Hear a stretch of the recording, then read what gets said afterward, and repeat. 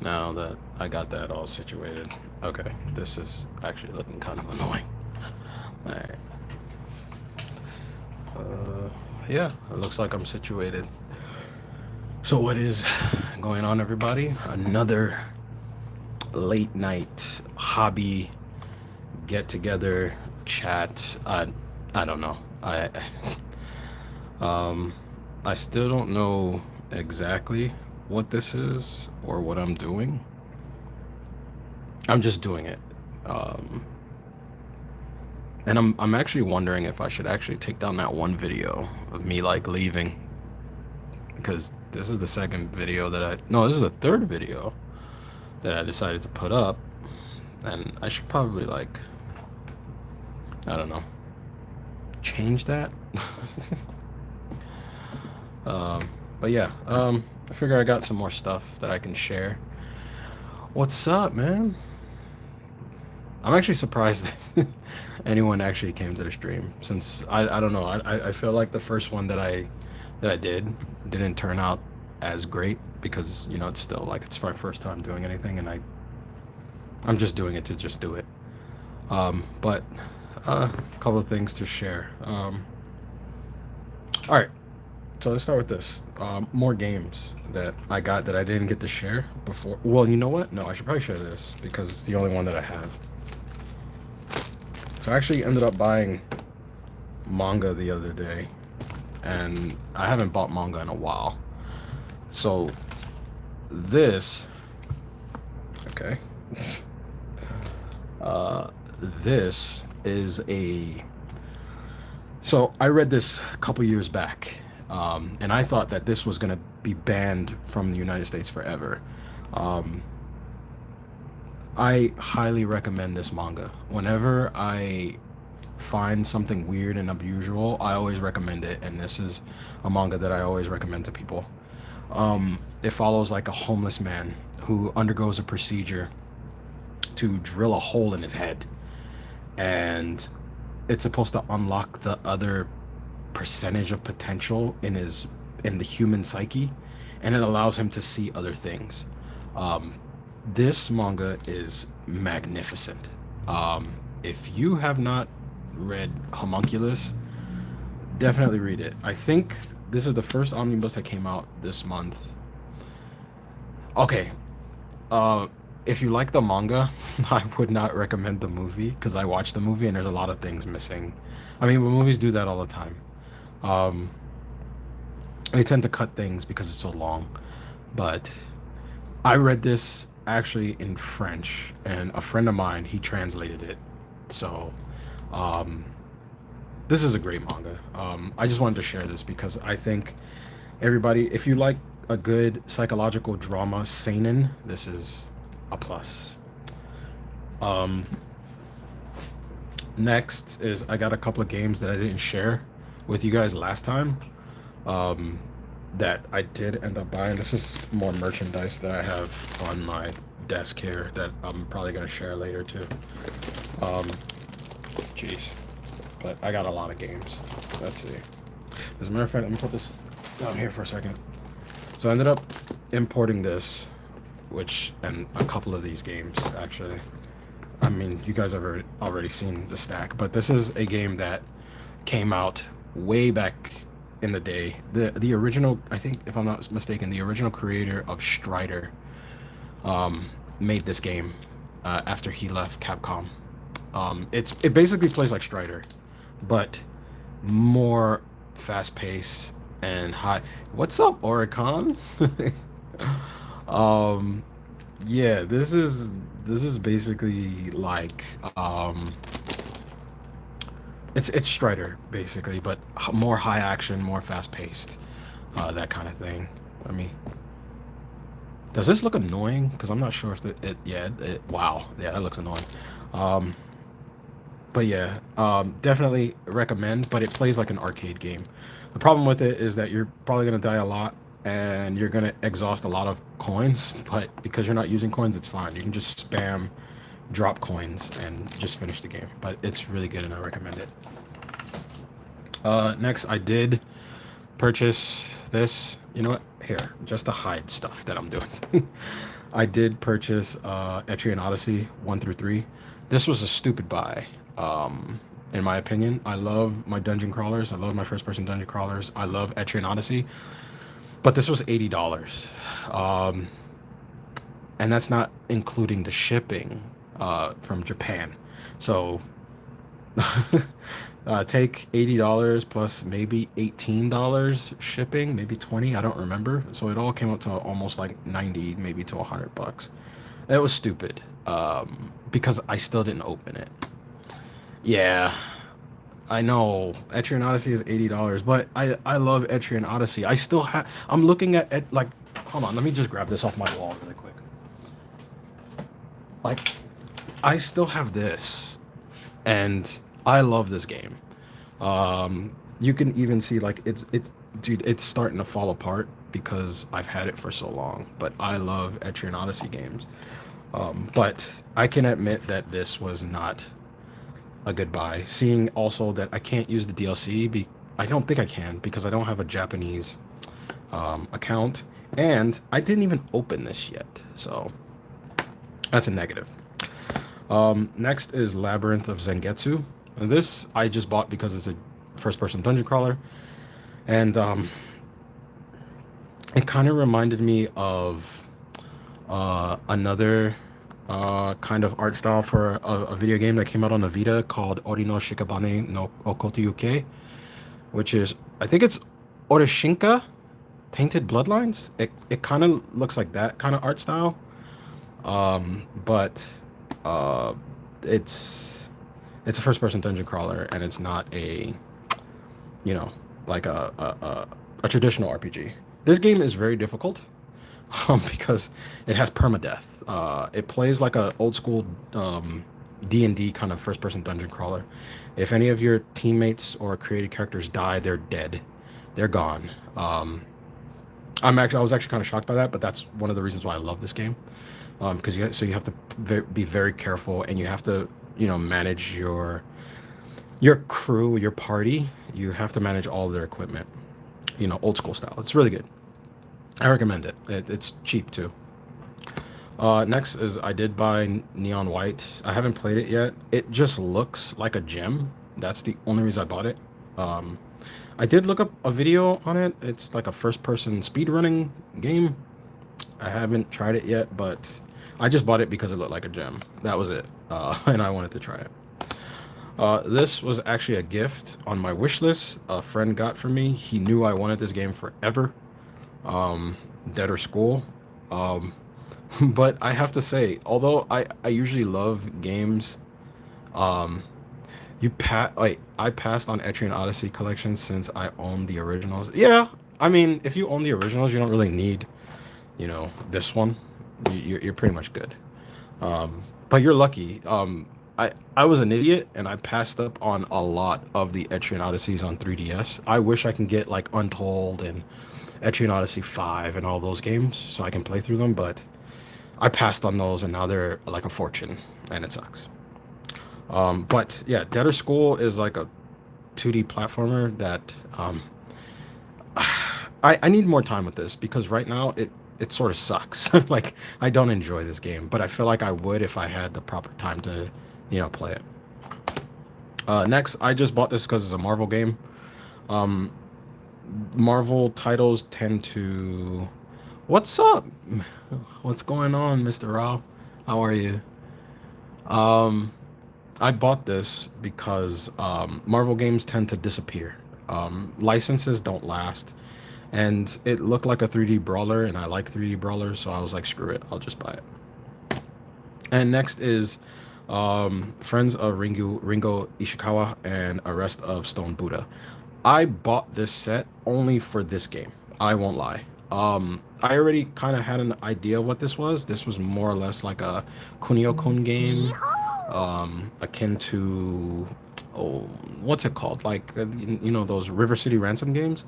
It kind of reminded me of that. I wasn't really more interested in that. I was more interested in this. Metaphor. Am I looking forward to Metaphor? I don't know what Metaphor is. You have to tell me what it is. Look, I'm gonna tell you this right now, guys. Since I've been not on YouTube, I've not been paying attention to stuff. The only thing that I did see was this game coming out by Vanillaware that kind of blew everybody away. Like, I was really looking forward to that. Project RE Fantasy. RE Fantasy. Elaborate. I need to get back on the internet, but I'm so into like finishing these projects that I have, like writing this book that I need to finish, and I'm actually working on a script right now for DC Comics, and I don't know how that's actually gonna go. So I need to look at it. Metaphor. I need to look at Metaphor because if you guys are talking about it, it must be amazing. I have to see it. It's the game that Atlas announced like 7 years ago, and it's finally coming out. Really? Huh. I need to look at this. I definitely will. Um, I wish I had a computer in front of me, which I don't. This is actually my company's computer where I work. So I can't use that. I can't use my phone because I'm using my phone now. So I can't do that. But I would definitely look it up. Metaphor is an easy name to remember, and it's an Atlas game. So yeah, I'm looking forward to that. I see Atlas is actually, doing their thing, which is a big plus. I'm happy about that. Of course, you forgot it existed, Oricon. You buy everything and you just forget. Dragon's Dogma 2? Okay, so I'm just gonna bring this up. So I like Dragon's Dogma, but I don't think I like Dragon's Dogma enough to buy a sequel to it, because I remember a situation that happened to me in that game where I was actually playing it, and I ventured off too far, and I got murdered by a group of invisible salamanders in a lake, and I decided to quit the game. I was like, I'm not playing this anymore. But I like Dragon's Dogma. Like I have Dogma, but I always come back to it later on, and I pop it in and I play it, and I play it periodically, which is weird.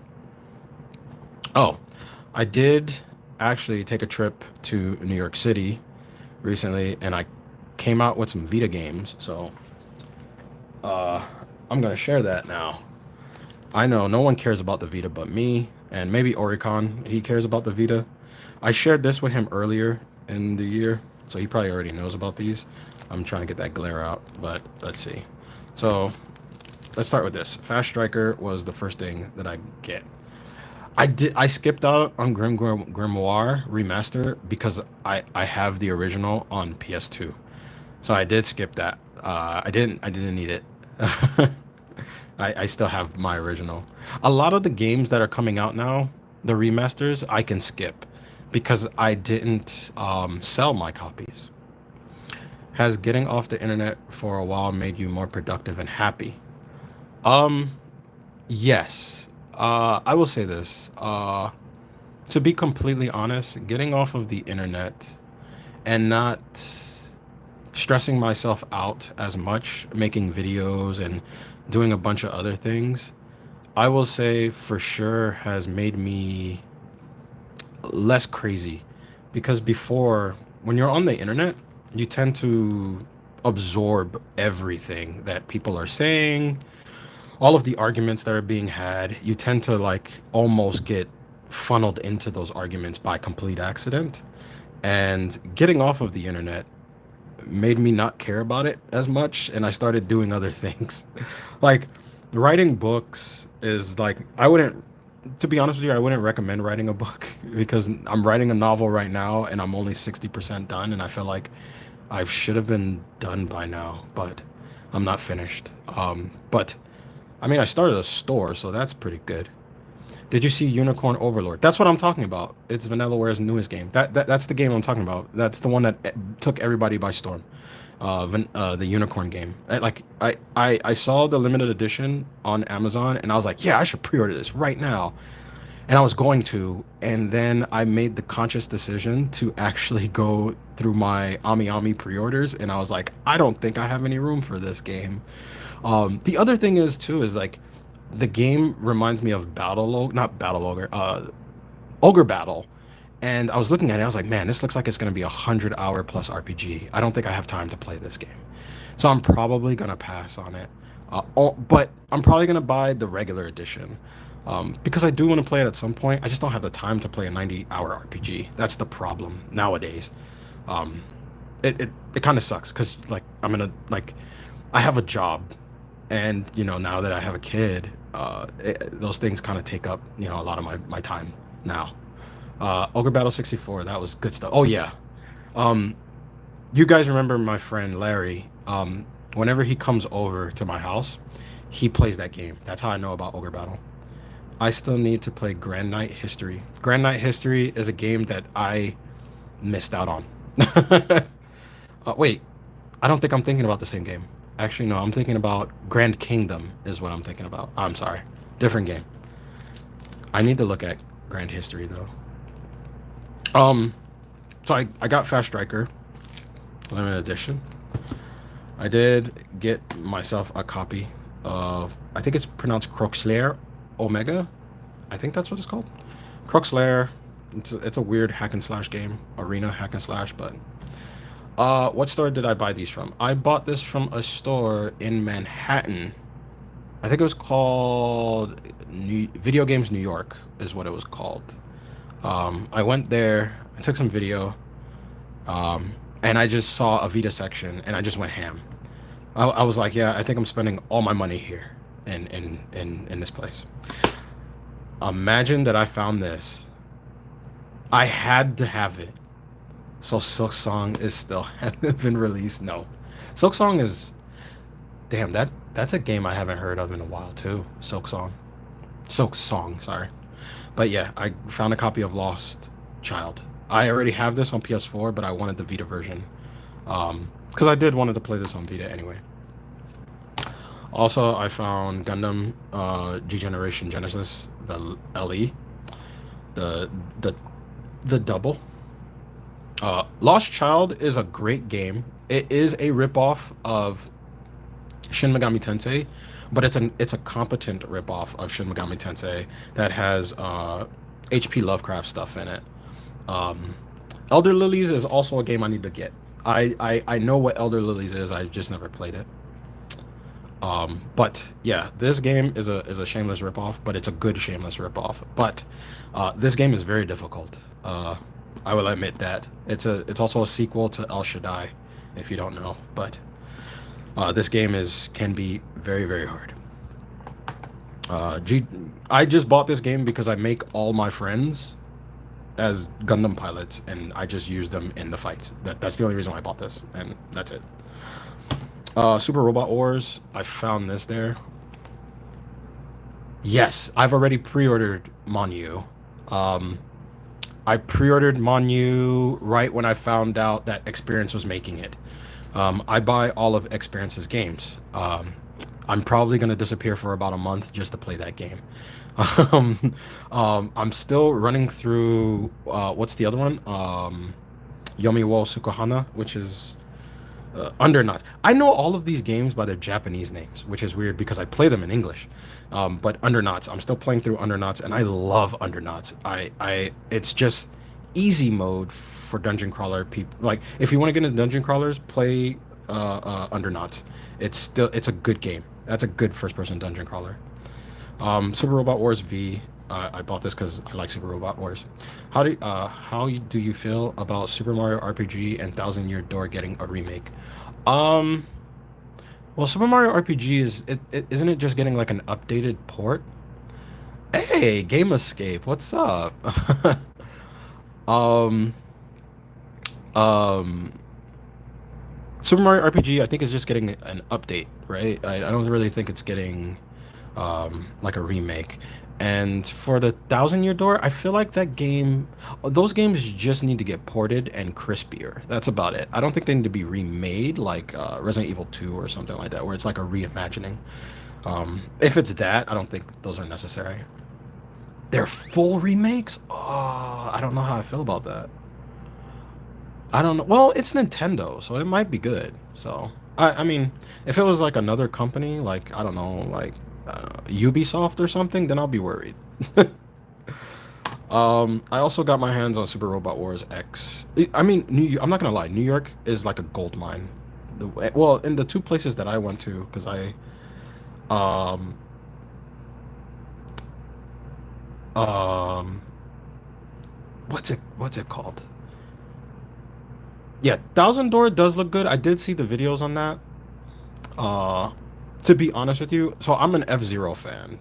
I'm super into F-Zero, and I saw F-Zero 99, and I was watching that video, and I was like, man, this game looks great. And then I found out it was online only, and I was like, no. And I was like, I don't want to play an online only F-Zero game. But Game Escape, if you guys don't know, he actually has a channel too. He actually gave me a little short review on the game. Is actually pretty good, so I actually might purchase it.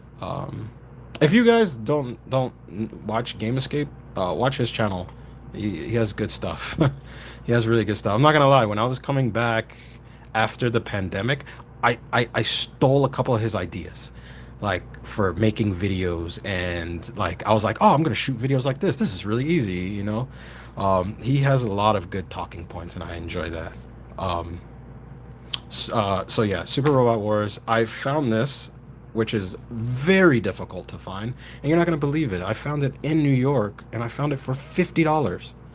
I couldn't believe it. I could not believe it. No problem.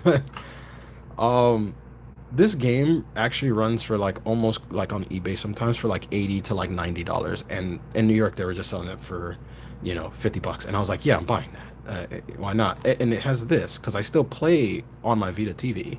I still have two Vita TVs. Yes, and I'm not gonna lie, Oricon is the one who actually put me on this because he has the Japanese version. Oricon is another YouTuber. If you guys like looking at really cool Japanese import collections, Oricon is a really good uh, collection to look after. It's really good. I'm not gonna lie. A lot of my collections, I would say after pandemic, I was watching these guys' two channels for sure. I need to find more channels, uh, so that I can give more shout outs because I feel like um, eventually I'm probably gonna phase out because people get bored of me.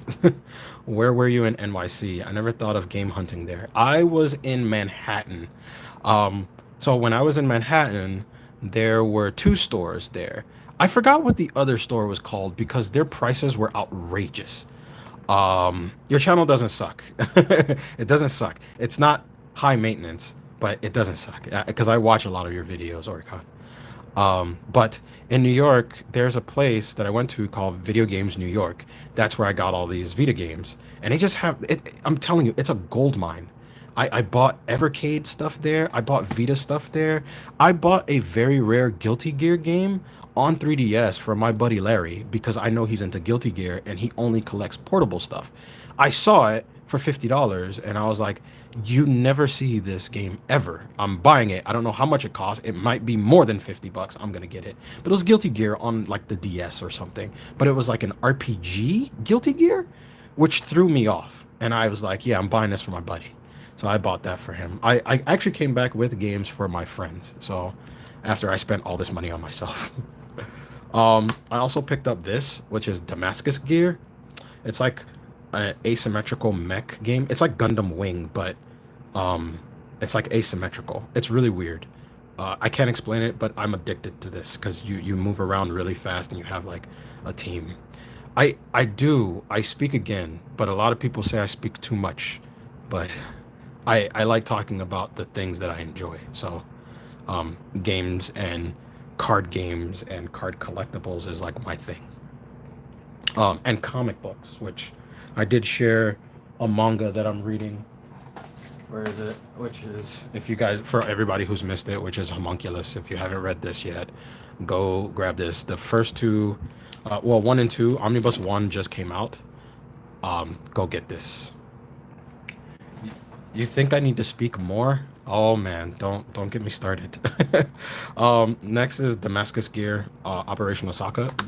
These are two separate games. It's like the expansion set, right? But they were both $40. So I was like, yeah, I'm buying that. And then I saw this. I've only made two videos on my channel with this game. Phantom Breakers Battlegrounds, because I love this game. Um, Now there's a thing. So, oh, Guilty Gear, I still need to get better at fighting games. I'm slowly okay. So this is the thing. The Guilty Gear that I picked up, it was an RPG. It wasn't well, wasn't it? Yeah, it was an RPG. It wasn't a fighter because it was on the DS. But Guilty Gear is okay. So I only play two fighting games. I play Guilty Gear and I play Under Night. Those are the only two fighting games that I play. I don't play Street Fighter because I don't like fighting games where it's like you're just watching two people do like spacing and they're just moving back and forth and they're like whiffing kicks and punches. Like it's kind of not fun to look at. So I that's why I like Guilty Gear. Guilty Gear involves you getting very good at the game by juggling your opponent into the air without them hitting the floor. And I like games like that. Um, I've done videos on here with me playing Guilty Gear and me playing Under Night. So those are the only two fighters I would recommend because I like anime fighters. But anyway, yeah, this was the last game that I picked up. Now, the only catch with this is that, um, interesting. I have to hit that store. Wife loves New York City, so I have to tag along. Yes, go to New York. Well. Okay, Vampire Savior is good. Just to answer your question really quick, but okay. So I was born and raised in New York City. And then my family moved us farther south because I was getting sick because of the weather changes. But New York is not the same. Right now, I do not recommend it. It's weird. It's kind of like not safe right now. Um, so travel at your own risk, I would say. But it's kind of weird. Um, I'm trying to see if I have like other games that Phantom Breakers is getting. Well, no, they're not getting a remake. They're getting a fighting game that's coming out actually. Phantom Breakers. I did see Phantom Breakers, a new Phantom Breakers fighting game coming out. The problem is that um, I I don't like buying fighting games anymore because I tend to get really really good at them, and then my friends don't want to play with me anymore. The only friend who wants to play with me is Larry, because Larry tends to get really good at the game too. But everybody else that you've seen on this channel before, like they just don't want to play it with me anymore. Definitely, I noticed some of the city COVID changes. Some places are iffy these days. Yeah, I was born and raised in Queens, but when I went to Manhattan, um, Manhattan was very crowded. It was. I think one of the things that I noticed about being in Manhattan when I was game hunting was you never saw like families or like couples. You only saw like young groups, like groups of young people just like running around, running the streets and buying up ice cream and eating stuff. It was really weird because I thought that place was super expensive, but I mean, they're just running around. Battleground remake was announced yesterday, Japan only. What? No. Well, that actually doesn't make me sad because I import everything now, and things are they're what you call it, they're region free, so that's a plus. You know what? I do have something that I could share that I haven't actually. Well, do I? I don't think I have it. Well, I don't even know where it is actually. But yeah, um, these were like all the games that I picked up. Well, I picked these up when I got back. I just been holding on to these. Um, if anyone is bored, I did a solo run of Digital Devil Saga 1 and 2 on my channel. Yeah, I remember that. That's how I found out about your channel, is because I watched you do your run on um you also did, what was it? That boss fight with I think my favorite video from you was the boss fight that you did against Satan. I think that's my favorite video because I actually go back and I watch that video and I'm just like, yep, that's a Shin Megami Tensei boss fight. Just super long and just annoying. That video was so long. Like I'm just like, dude, I remember years ago when I finally got on my channel and I said, oh, I finally beat what's it called? What was that? Persona 3. And I said, and I came back and I said, hey guys, I finally beat Persona 3, and it took forever because that no one told me how long that final boss takes to beat. It was really annoying. And I said I started the fight at like 6 or 7 o'clock, and I ended the fight at like 9:45. And I was like, why does this boss takes forever? Speaking of Persona, so I got some stuff in my shop that's up for sale. Uh, if for card sleeves, I got some Persona merch. I got this. Uh, got some Persona 2. I put Joker up on the store, and Joker instantly sold. He was the first to go. So don't expect to see Joker like at all. He's gone. Sold out. Let me see. I know I have another thing. Hold on. Let me go grab it because I did get this too.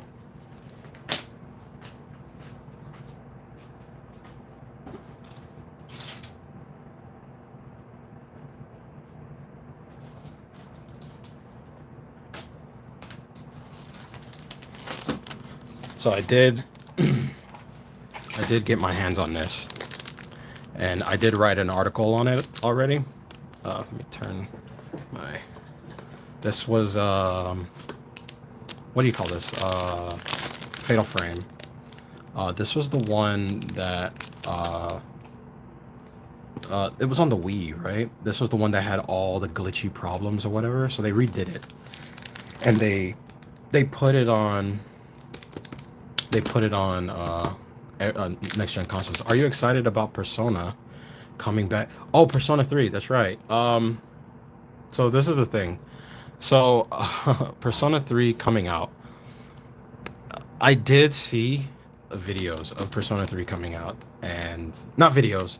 I saw it pop up on a couple of my feeds because I have a lot of subscriptions in Japan, so whenever new games are coming out, I get them in my emails. And when I saw that, I kind of just rolled my eyes. I was just like, "Really?" I was like, "Persona 3?" I was like, "So this is literally the day and age of just remakes." Like it's like I guess games cost so much to make. They're like, "Let's get our money back and just remake something we already have."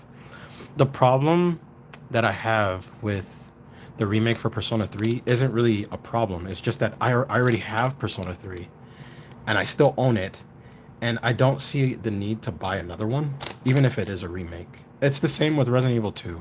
Like I understand a lot of people were excited about Resident Evil 2 getting remade, but I have Resident Evil 2, and I was like, I don't want to go down that road again. I think I've made it to this point in my life where I wouldn't say remakes are tiresome, because remakes are made for the generation that missed out, you know? So I get why they exist. I think my thing is because I've already walked down that road with the game, I feel like I don't really need to experience a newer version of a game I've already played. That might sound like a bit cynical, but that I guess that's just how I feel about it. It's like I don't want to like I've already have a memory of that game, you know? Like I love Resident Evil 2 and I can speed run that game. That's how much I love that game. Well, I can't speed run it properly is what I mean. And what I mean by that is like I can't do Claire A and Leon B scenario and then speed run it. I have to do Leon B and that's it. That's the only thing I can speed run. DDS is underappreciated. It's one of the best Mega 10 games. Okay. DDS, Digital Devil Saga, is it? Um, yes. I think DDS is. I want to say it's underappreciated because a lot of Mega 10 fans appreciate that game. To me, remakes need a lot of. What? Cute. No, why does this disappear like this? I need to figure out a way how to make the comments stay on my screen because I can't see it. It like disappears. But um to to answer your question, DDS isn't underappreciated. I think fans appreciate that game. They love that game. It's just that ever since Shin Megami Tensei 5 came out, you have Persona fans who are in love with Shin Megami Tensei 5. So they just like Shin Megami Tensei, but it's really just 5 they like. Um, so it kind of overshadows like the classic Shin Megami Tensei fans. Um, so we still appreciate DDS because we went through the trenches with DDS. Um, so I don't think it's underappreciated. It just doesn't have that kind of like flair. Okay, now I can see it. Straight ports of higher resolutions don't do it for me. Okay, yes. Um, Underappreciated by Atlas for sure. I remember buying the Odin Sphere Collector's Edition. I still have my copy of Odin Sphere. Actually, I actually recently just bought that last one that they did. Wait, doesn't Odin Sphere have? There's a version of Odin Sphere on the PS3. I recently found that for super cheap, and I bought that, even though I had Odin Sphere on what was it, PS2. I recently bought the other one. What was it? Odin Sphere something with an L. I bought that. But yeah, about this. So I did end up getting this. I imported this from Japan. Uh, so this was the other new thing that I got. And I wrote an article about this too on me and Oricon's website. It's called, yes, l- what that is. Lithe for Seer. But yeah, I wrote an article about this on our website. If you guys don't know about it, it's called Sugemi Importers, which is just us talking about limited editions and opening them up and then writing articles about them. Um, but yeah, so there's that. Um, what else do I have? I'm actually, as of lately, because I've been trying to like play uh keep up with some of the games you guys already know. I'm playing through Redemption Reapers right now, so I'm almost done with that game. Wow, that game is hard. But I love that game. Yeah, I do. I have two websites now. It's weird to answer an earlier question. Ever since I got off the internet, I will admit, yes, I have been a lot more productive. I, I I created that store. I created that store, and I teamed up with Oricon, and we created a website where we write articles about opening limited editions because we feel like this is going to be like a dying thing, and like later on. So we want to kind of archive limited editions on our website. The other one is yeah. Uh, I started writing the script for DC Comics, and it kind of slowed down production on the book because I kind of want to get the script done and just kind of get it out and see what happens. But we'll see. I'm almost done with that. So there's a lot happening, dude. It's really true what people say. When you get off the internet for a little bit, man, you just get a lot of stuff done. It's very strange. I'm trying to see if I can grab this other thing that I wanted to show off because I'm pretty sure nobody has done this yet. But I don't know where it is. Let's see what else I can find. I'll be right back. Hold on. Let's see.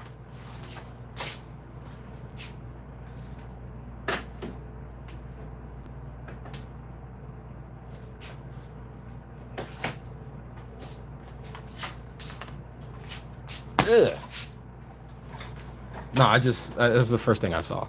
All right, so someone recommended that I should probably try this out. I've had this game since release, and I didn't try it until like a month ago. Because everyone I knew who was a fan of Shin Megami Tensei said this game sucks. Some of the diehards I knew said this game was just like, no, it wasn't worth it. Okay, so my issue, I didn't finish this, but I will say this.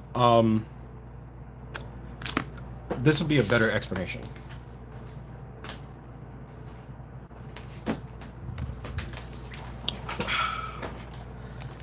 This game isn't this, so that's why it's it's so weird. Like, you know how they have that saying like there's night and day. So there is like no night and day. Like when I play Shin Megami Tensei 4, I know exactly what this is. When I play this, I know, but I feel weird about it. It's so strange. Like I can't explain it.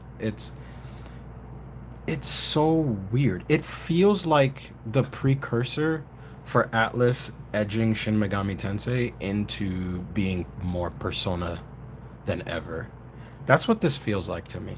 Um, it loses something, and I can't put my finger on it. But is it a terrible game? No, it's not a terrible game. But I I can honestly say I didn't have fun playing it either.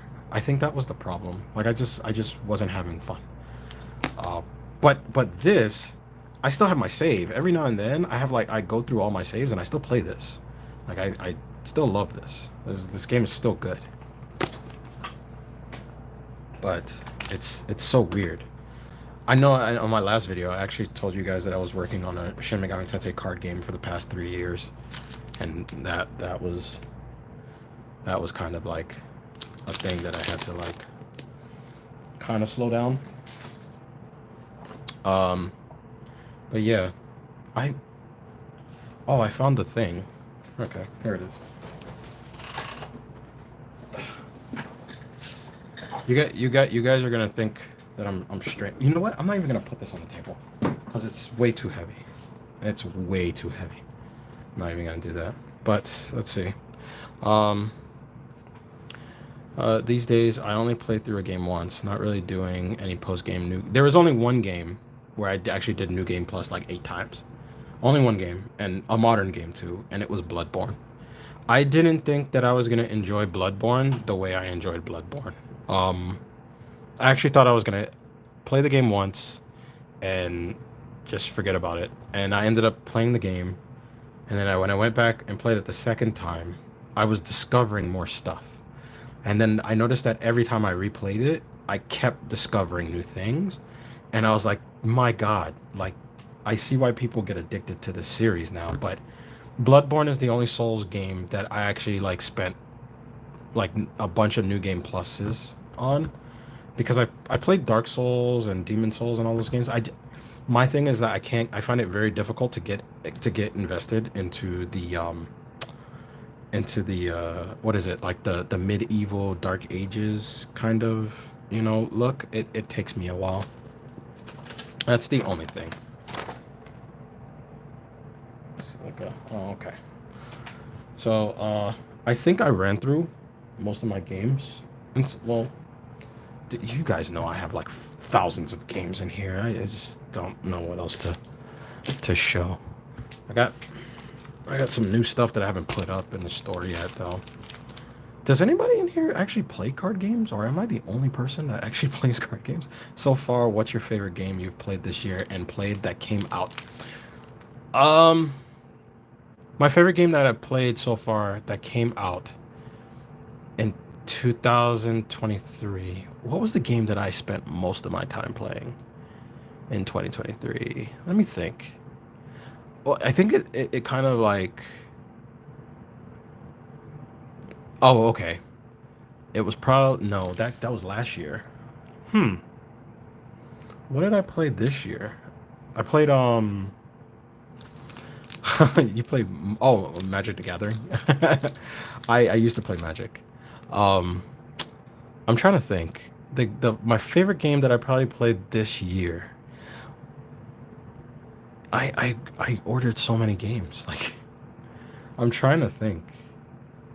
But it's like on the tip of my tongue. And it's like, wait a minute. Oh yeah, wait. Yeah, this year it was Undernauts. Oh, for sure. 1,000%. It was Undernauts. Like that game took over my life. Like I was playing Undernauts so much. Um I wish that it was Triangle Strategy, but my God. Um I've never been more disappointed in a game in a while than Triangle Strategy. And not in terms of like what? I don't buy that many video games lately. Yeah, I mean, uh so okay, so Undernauts, I played that and it took over my life for a little bit because I was having so much fun running through the dungeons. And then I feel like there was another game that I played. Monarch was another game that I was spending some time playing because I enjoy Monarch. But I didn't spend like night and day playing it. That was the thing. But um, I'm trying. You know what? I have an idea. Let's do this. I have the best idea.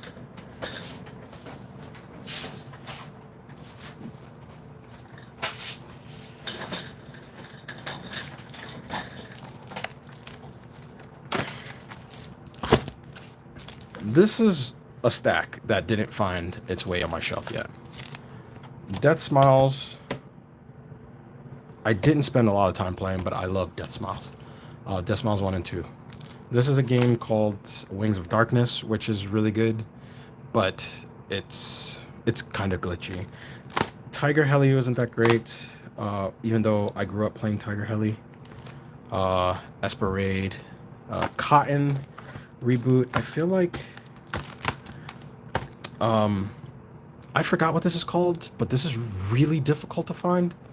Trouble Witches, I think. Yeah, Trouble Witches. This game like went out of print as soon as you bought it. It was gone. And this is Remelia Scarlet Symphony. Kyoju Remelia Scarlet Symphony. I think that's yeah. This was okay. This is Bullet Soul, Gun. These are all shmubs, but I'm trying to see. This is. I didn't even open it. Death Smiles is great. I didn't even open my Nocturne because I'm just like, why? I already have it on PS2, but I'm buying it anyway. I feel like I should just start pulling stuff off my shelf because I'm trying to remember what was a game that I spent a lot of time, and the only one I spent a lot of time, like I would literally wake up extra early before work just to play it, and it was Underknots. Like Underknots is so good. Like if you like first-person dungeon crawlers, play Underknots, please. And when Monyu comes out, play Monyu. Monyu is gonna be so good. It's just basically Underknots, but cute. It's gonna be adorable. I love it. I'm trying to think because I know that there's another game that I got and I just got hooked. And oh, I remembered.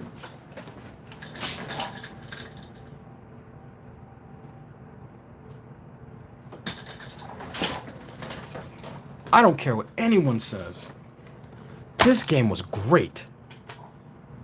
Go get this. If you can't find this game is really hard to find though. Gungrave Gore is so much fun. And I think that's why I love this game. Is because it doesn't try hard. It's super glitchy. It plays like a PS2 game, but it just focuses on gunplay and just being fun. And I love this game. When this game came out, I immediately purchased it. And I don't usually buy games for PS4, but Gungrave Gore is great. Go get Gungrave Gore. If you just want to have fun shooting stupid things and doing anime stuff, just go get this. Because I bet you money that this game is going to be really, really hard to find in the future. I guarantee it. I put money on it. This game is like, because it was hard for me to find. So, it doesn't have a manual. I mean, that sucks, but go get Gungrave Gore. Gungrave Gore is just great. I love Gungrave. That's a game that I would say in 2003 in 2023 that I played the most. But now to answer those card questions. So I used to play Magic the Gathering. I don't play Magic the Gathering anymore. It's funny though, because I do have a Magic the Gathering deck that I had for years. I destroyed Underknots, playing Labyrinth of Galleria right now. I have Labyrinth of Galleria right now. Wait, hold on. Let me see something. You guys are making me get up.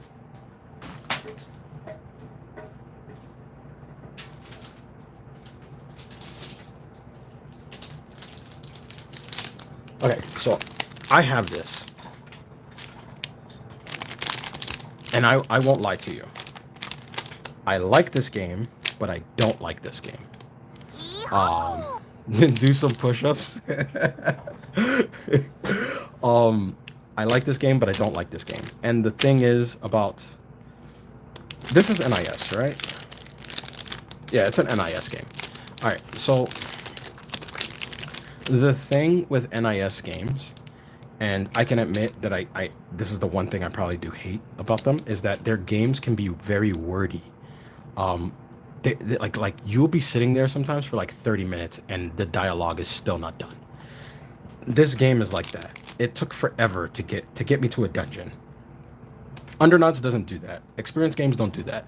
Whenever like experience games takes their time to tell you their story, and then they're just like, here's the dungeon, die. Maybe I'll get Gungrave. I mean, I recommend this game. It's just pure fun. That's the thing I love about this game. It's just pure fun. It's not trying to be anything great. That's why I like this game.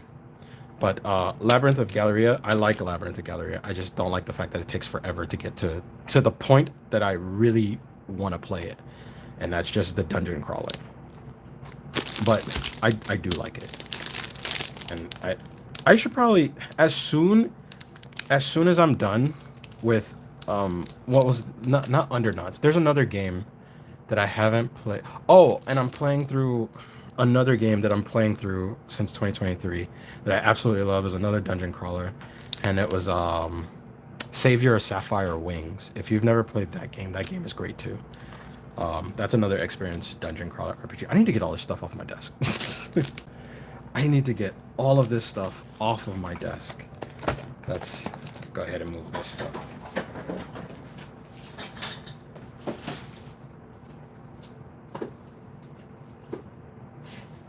There was something else that I found. Where is it? I know the only person in the chat that's probably gonna care about this is probably Game Escape. Maybe. But I do have PC Engine games, which I only bought this game because I know this dude is in Marvel vs. Capcom. That's about it. And then I got Conan, Future Boy. This is it's like a weird what do you it's like a 2D platformer. Oh, it's Boy in Future. But it's weird. Like here, let me see if I can show you. I still have all the stuff. I'm actually afraid to touch this stuff sometimes because the stuff is super old. Like what year is this? But it looks like this.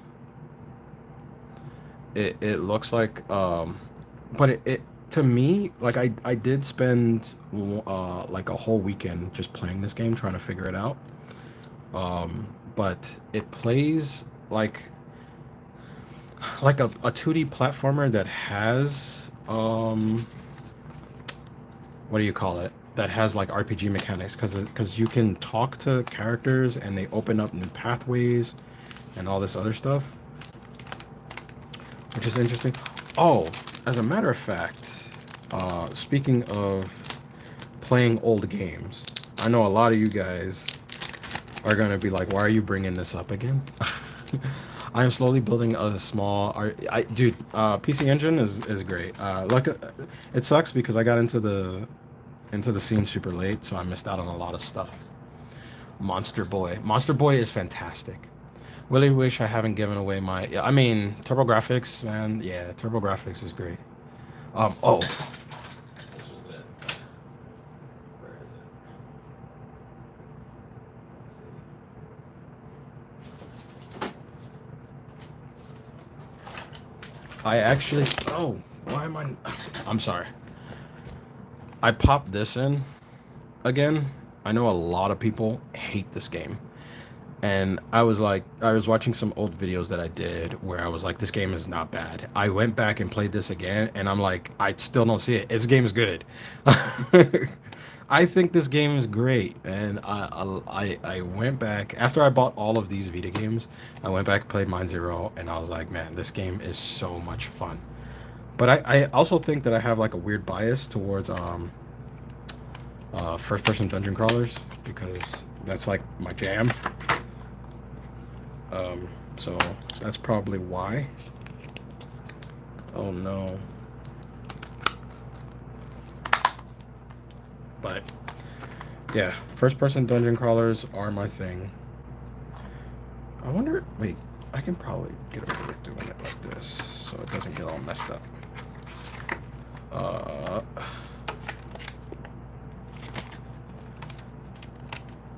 there we go. But yeah, Mine Zero, so good. They need to. PC Engine just reminds me that the late 80s and early 90s of Japan represented it had the CD attachment. Yeah. I I try not to play my PC Engine too much because I'm afraid that it's gonna explode. But they said it won't because I got the PC Engine Turbo R, Dual R. Wait, you get mad every time I bring this up? Dude, I love Mine Zero. Mine Zero. Another game that I popped in the other day after I bought all these was what's that Falcom title that's like Persona but plays like an action RPG? Damn, I have it. Tokyo Xanadu. Tokyo Xanadu needs a sequel, dude. It needs a remake. It needs, well, maybe not a remake, but it needs more love. Tokyo Xanadu needs more love. Are you guys getting are you guys getting the new East game? Cuz East 10 Nordics, I saw the gameplay for that and I'm super excited. And isn't there a new Kaseki game? Well, the English translated release of Kaseki just got announced 3 days ago. Something in Daybreak, and I immediately pre-ordered it.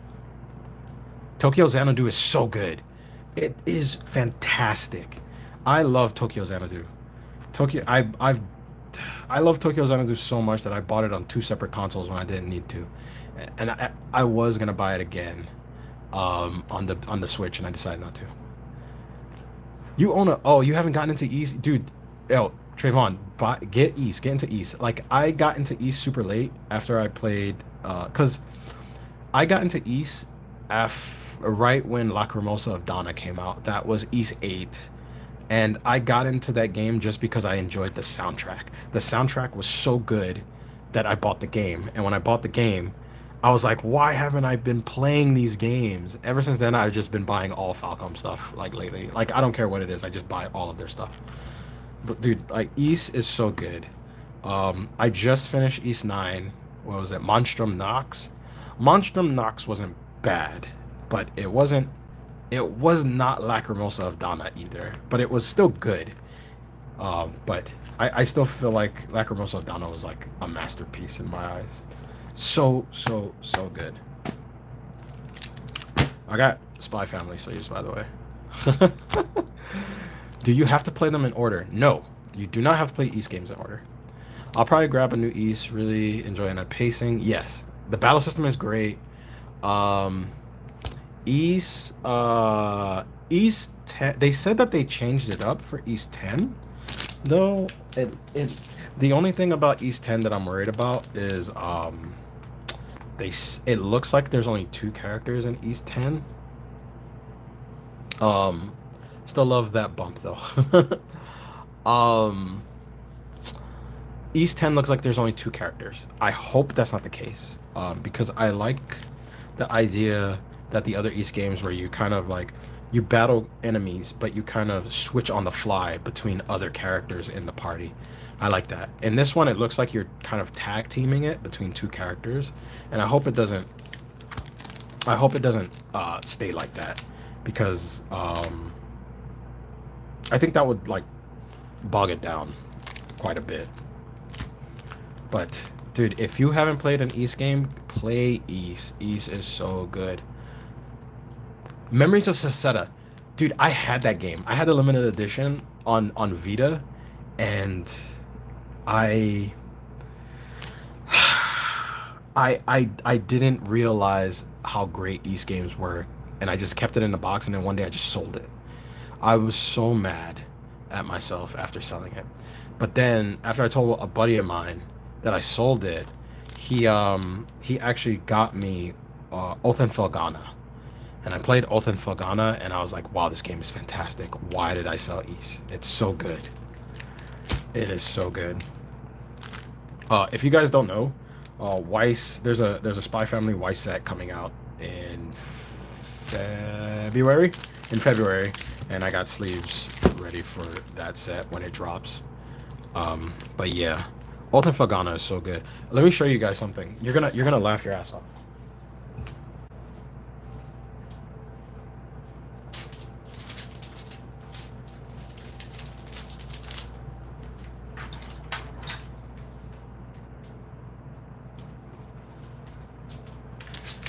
So I got into East because I bought this from a friend. If I missed your message. Hold on. Let me see. Top chat. Oh, that's how you do it. Oh, I own Yakuza 0 and still haven't gotten around to it. Dude, I haven't gotten around to most of my games. um, but I bought this. This is how I got into East. I bought this and I played it, right? And I thought this game was a masterpiece. I was telling all my friends and I was so excited that this game was so good. Years go by and I'm buying more East games. But I go on to what's it called? What's that website called? Nipponichi Software Store. And I they're selling the East 8 collector's edition, but for PS5. And I was like, oh, but I don't have a PS5. That sucks. I'm not gonna do that. So, um, but I looked at the collector's edition and I was like, wait a minute, that's the same exact collector's edition that they have on the PS4 version. It's the same thing. I did the stupid thing and I bought the PS5 version of the limited edition. This is the exact same one that the PS4 has, and I just sold the PS5 video game just so I can get this box. So I made my money back because I sold it for like I sold it to I well actually I kind of lost money because I actually gave a friend of mine actually needed help, and I actually gave it to him. He needed some help financially, so I gave it to him so that he could sell it to another friend and he can make money. So I actually lost money, but I got this box. But now I got the limited edition. But now I just put the PS4 version in here. Does the same thing, but it doesn't have a label that says PS4 on it. So it's just crazy. Probably not getting a PS5. I don't think it's worth it, to be honest with you. East 8 is on PS Plus subscription, so I'll check it out. Dude, check it out. The beginning of the game is kind of slow. I wouldn't say it's slow. Like 30 minutes into the game, it's really slow. But once you get to the island, the game picks up again. It's so good. Um, I don't think I'm buying a PS5 ever. I just don't see any game on there worth of value to me that I want to play. Same thing with the new Xbox. I don't see anything of value on there that I want to play. Um, I do wonder about the new Nintendo console though, because if it doesn't have a drive for physical games, I'm probably gonna skip it. And I think, to be honest with you, I think this is more or less probably gonna be my final generation, mostly because I don't buy games digitally. Um, I just I mean, dude, look at all the stuff I have. I like owning things. Like I don't know why. I just do. That's probably why I bought an Evercade because Evercade. I don't know if you guys know what Evercade is, but Evercade is basically like it's like a retro console, but it has like two cartridges slots and like the thing I love about it too is that it plays a bunch of retro games. So you put your cartridge in one slot and a list of games would come up, and then you can put your other cartridge in another slot and another list of games come up. But the thing is that if you interchange all of the cartridges together, sometimes there's hidden games that come up. Yeah, it's hard for me to buy a lot of Nintendo stuff. That's why I buy a lot of third-party Nintendo stuff. But here, I'll show you guys. Like,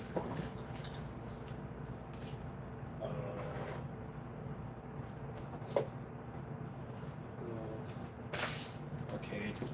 So I have a whole collection of Evercade, just things. I just picked up two of them, but I don't. I'm actually playing Irem Arcade. I hope the new Nintendo console is backwards compatible. To be honest with you, I don't think that they're gonna make it backwards compatible. Um, I think what they will do though is that they'll put what they want on like an online store and make you pay for that. It's so weird that I think back in 2014, I actually made jokes about some of the stuff that the video game companies would do, and then they're doing it now. Like, I remember I made a video years ago when I said it would be funny if like a company would release a fighting game, but they'll make you pay for the fighters, but because the fight there'll be no fighters in the game, or they'll make a race car game, but then they'll make tracks, but the game will have no cars, and you'll have to buy all the cars. A PS5 for myself is worth playing. A PS4, honestly, I haven't bought a ton of PS5 games. Yeah, yeah. A lot of games are subscription based now because they make tons of money. But yeah. So like, this is what Evercade carts look like. They look like this, but there's like, how many games are on here? There's this game. This cart has 9 games on it, and like this game right here is from N64. 40. This is 40 Winks from N64. There's a couple of arcade games on here. Legend of Wukong is a Chinese game from, I think, from on the Super Nintendo. But yeah, like this was probably like the best investment I ever made because, I mean, I like these games and I missed out on this stuff. Not interested in that. I mean, I'll probably get one eventually once they built up a library. Oh, you mean Evercade? Oh, I mean, Evercade Red are up to 31 carts. Arcades are purple, so they're up to 11 carts right now. And I think like Commodore computers are up to 4. So altogether they're like at what? 41 carts? No, no, 38? 38 carts right now with like, and each cart has like 9 games on it. It's a lot. Like, oh, the new Nintendo console. Oh, um, I'm worried about Nintendo. Because I hope they don't follow suit with the other two, because I've kind of lost faith in Sony ever since that new guy took over as CEO, and they moved. Like, I saw the writing on the wall when they moved the company to California. Um, when they moved the company to California, I was like, oh no, that's bad. Um, the other thing is that they said that they wanted to focus on movie styled games, and the thing is that although I respect games that are made like movies, I play video games because I want to play a video game. I don't want to watch a film. Um, I want a game that like keeps me engaged into its like gameplay. Like that's one of the reasons why I kind of like gravitated out of like playing Final Fantasy, is because like Final Fantasy, like I won't lie, like they reel you in with its visuals, and like their cutscenes, they're like amazing. And then I notice like I'm like sitting there and I'm watching these scenes, and then I'm just kind of like, ugh, I don't want to watch this. I kind of just want to play it. Why do they take control out of my hands all the time? And a lot of games do that. And to be honest with you, even though I like the guy and I respect what he did, I blame Kojima. I feel like Kojima did that. Like, he did that with the Metal Gear series, and we all ate it up, and then everybody's like, "Yeah, we're gonna do that now." And I was like, man, it just because isn't Final Fantasy like an action game now? It's not even an RPG anymore, right? Because I think I saw videos of the new Final Fantasy, and I thought it was Devil May Cry when I first saw. I was like, "Oh man, the new Devil May Cry looks great," and I was like, "No, it's Final Fantasy." I was like, "Seriously?" I was like, "Why does it look like this?" It was just really, it threw me off. Oh, I bought this from Video Games New York too, so they gave me a sticker. That's weird. Um, but yeah, like the new Final Fantasy, just it threw me off because it didn't look like Final Fantasy. He definitely worsened the space. He's constantly praised, but yeah. So my thing with Kojima is I feel like Kojima is kind of pretentious. Like he creates like and you can kind of see it in his games that he makes. He creates like these big massive stories and these big massive worlds, but then there's like nothing in them. They're like dead worlds. And I like it's just boring. Like I don't want to like explore it. I don't want to travel because I know Kojima. And I know there's nothing there worth exploring. Like Kojima has like a great mind for creating cool visual storytelling, but like to populate like a world, I don't think he knows how to do that. Final Fantasy 16 is indeed Devil May Cry, now with very light RPG elements. I feel like I feel like when people say like, and I'm not like doing this as like a diss to you or anything like that. I'm just saying like in general because I've heard it before. It's like when people say light RPG elements, they mean like when an enemy takes damage, numbers show. You know what I mean? Like it doesn't really do like anything an RPG does. It's just because when I swing my sword and it hits something, like numbers pop up, you know?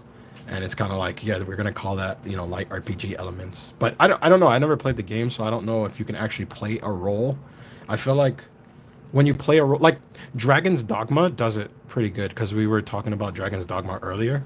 Like Dragon's Dogma does a good job of doing role play because like I think that game is based off of what weapon you carry, right? If I remember correctly. Because I remember I was playing as a character where you would create like a fire glyph in the middle of the air, and when you whack it with your hammer, it shoots fireballs. I don't know if that was like a class or anything. I just knew that I just like doing that. So, but I don't. When I saw Final Fantasy, it didn't look like a role playing game. It looked like a hack and slash action game that just had damage modifiers on it. I personally don't think Metal Gear Solid is a masterpiece that everyone claims to be. So I will say this. Metal Gear Solid is a masterclass for its era. Um, I, I honestly, I can say I've played every Metal Gear Solid game that ever came out, even Acid. I've played Metal Gear Acid, and I went through, you know, Portable Ops and Peace Walker and all those games and all the ones that, you know, are on console. But I will honestly say that in terms of storytelling, it's not terrible, but it's not the greatest thing. But he did captivate like a whole generation for sure. I never could get into Metal Gear. Yeah, the Trails game of blow. Yes, of course. Okay, so let's start with that Trails question really quick. Okay, so I never actually finished a Trails game. I've played Trails of Cold Steel 1, 2, and 3. I never beat any of those games. The reason why I can say that the Trails games are fantastic is because I actually there's a girl on YouTube. I don't remember her name, but she played all the Trails games and she made a series of videos that chronicalizes all of the stories. And I basically went out of my way one weekend and I watched 12 hours worth of all her videos just to catch me up on all the plot and the lore. I lost 12 hours of my day and I don't regret any of it because I learned so much. Uh, that series is fantastic. My only beef with it is that I own most of them right now because I'm an idiot, and but I can't find time to play any of them at all because they're just too long.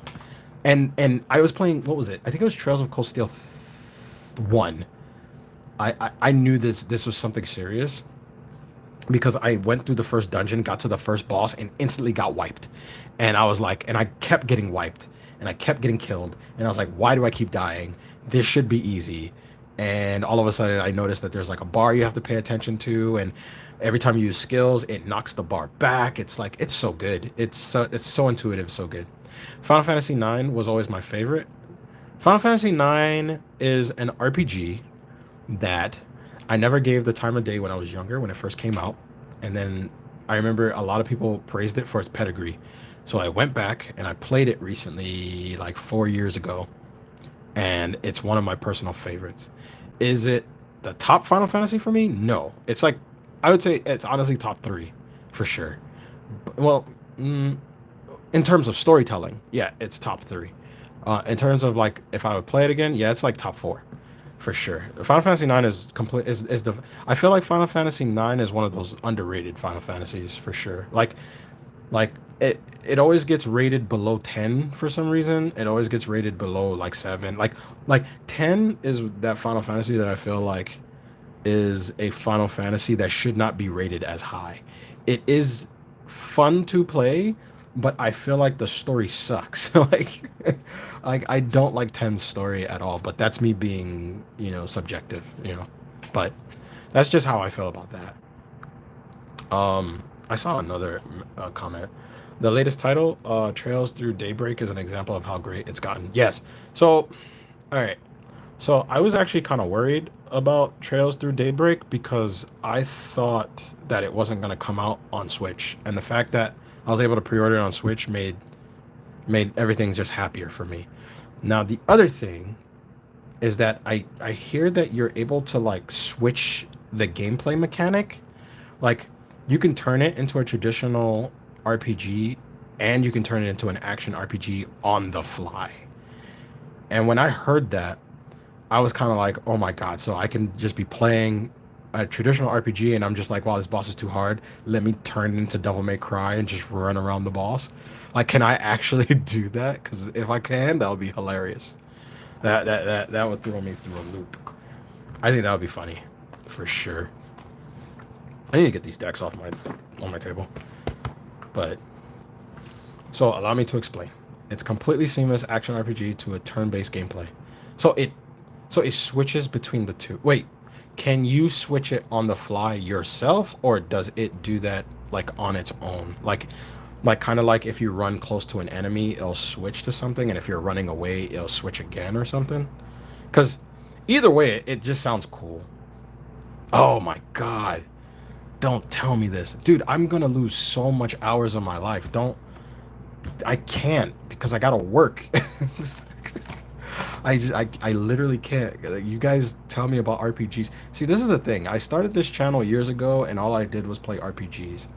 And then I had to like try and find something else. And now you guys are still telling me about RPGs and I'm like, "No, I'm trying to avoid these cuz I can't play them all." It's so funny. I got yeah, work sucks.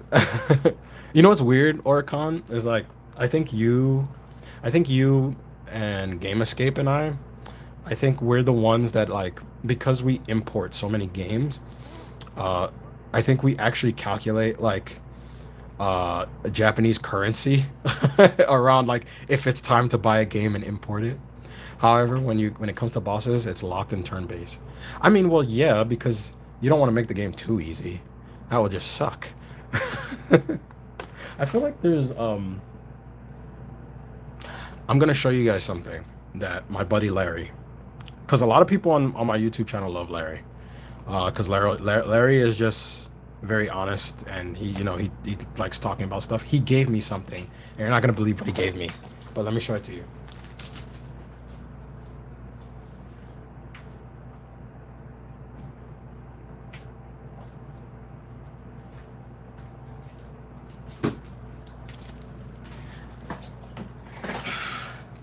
I was actually kind of shocked that he gave this to me because he knows how much I love this game.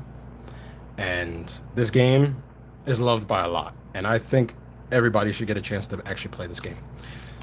Do you remember this? He had this limited edition, and he's like, dude, I'm never going to play this game. Do you want it? And I was like, yeah. Yes, I do. If you ever get a chance to play an RPG, play this. Play this game. It's so good. Daybreak, East when you want trail. Oh yeah, okay, then yeah. I'm so happy I pre-ordered it. Dude, let me tell you, I've been waiting for. Wait, it's Sen no Kaseki, right? That's what Daybreak is, right? Sen no Kaseki.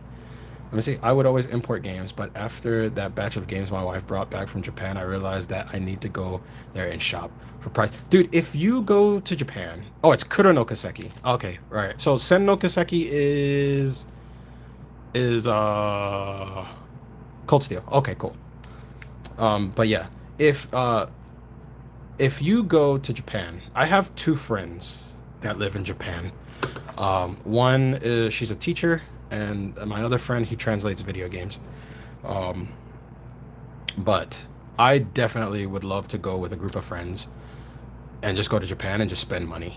The problem is that I don't want to overspend, but I know just going to like what's those stores called? Hard offs.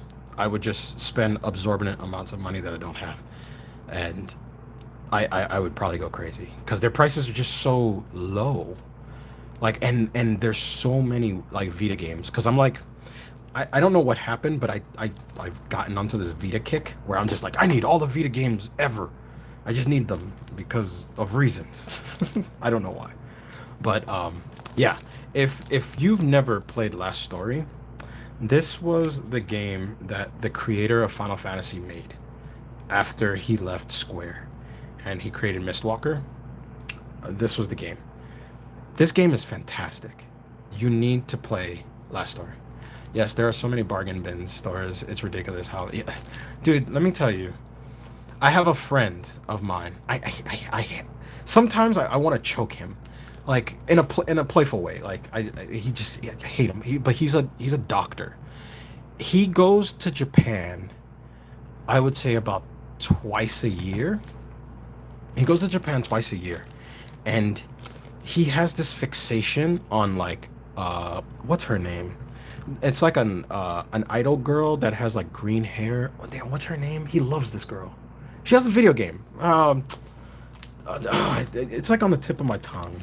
Uh, what's her name? It's like teal color, and picture Sailor Moon. Yes, Hatsune Miku. Thank you. Okay, he has this fixation right with Hatsune Miku. If you ever go to this guy's like, he lives in like a big mansion, right, in the fancy part of like the city, and he has this room that looks like it should have been a library, but it's just filled with Hatsune Miku stuff, cards, statues. He has a life-size Miku figure. He has this, we call it, our friends and I, we call it the Gundam chair. It's like a chair that like talks to you in her voice, and it like massages your body when you sit in it. And it's like this room is hilarious.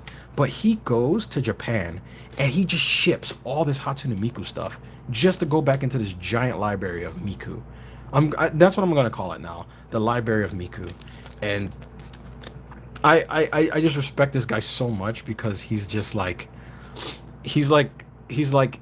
very serious about his obsession with this character. Like everything about Miku is just, and it's just like, dude, I wish I can go twice a year and just buy video games. Like I would come back with just crazy stuff. But like I think personally I would be searching for things that no longer exist. Like if I went to Japan, like one of the things that I would want is like they used to have, I don't know if you remember them, but all right, you know what gachapons are, right? They're little small toys that come in like sometimes they come in little capsules, but there's actual gachapons that come in like boxes too.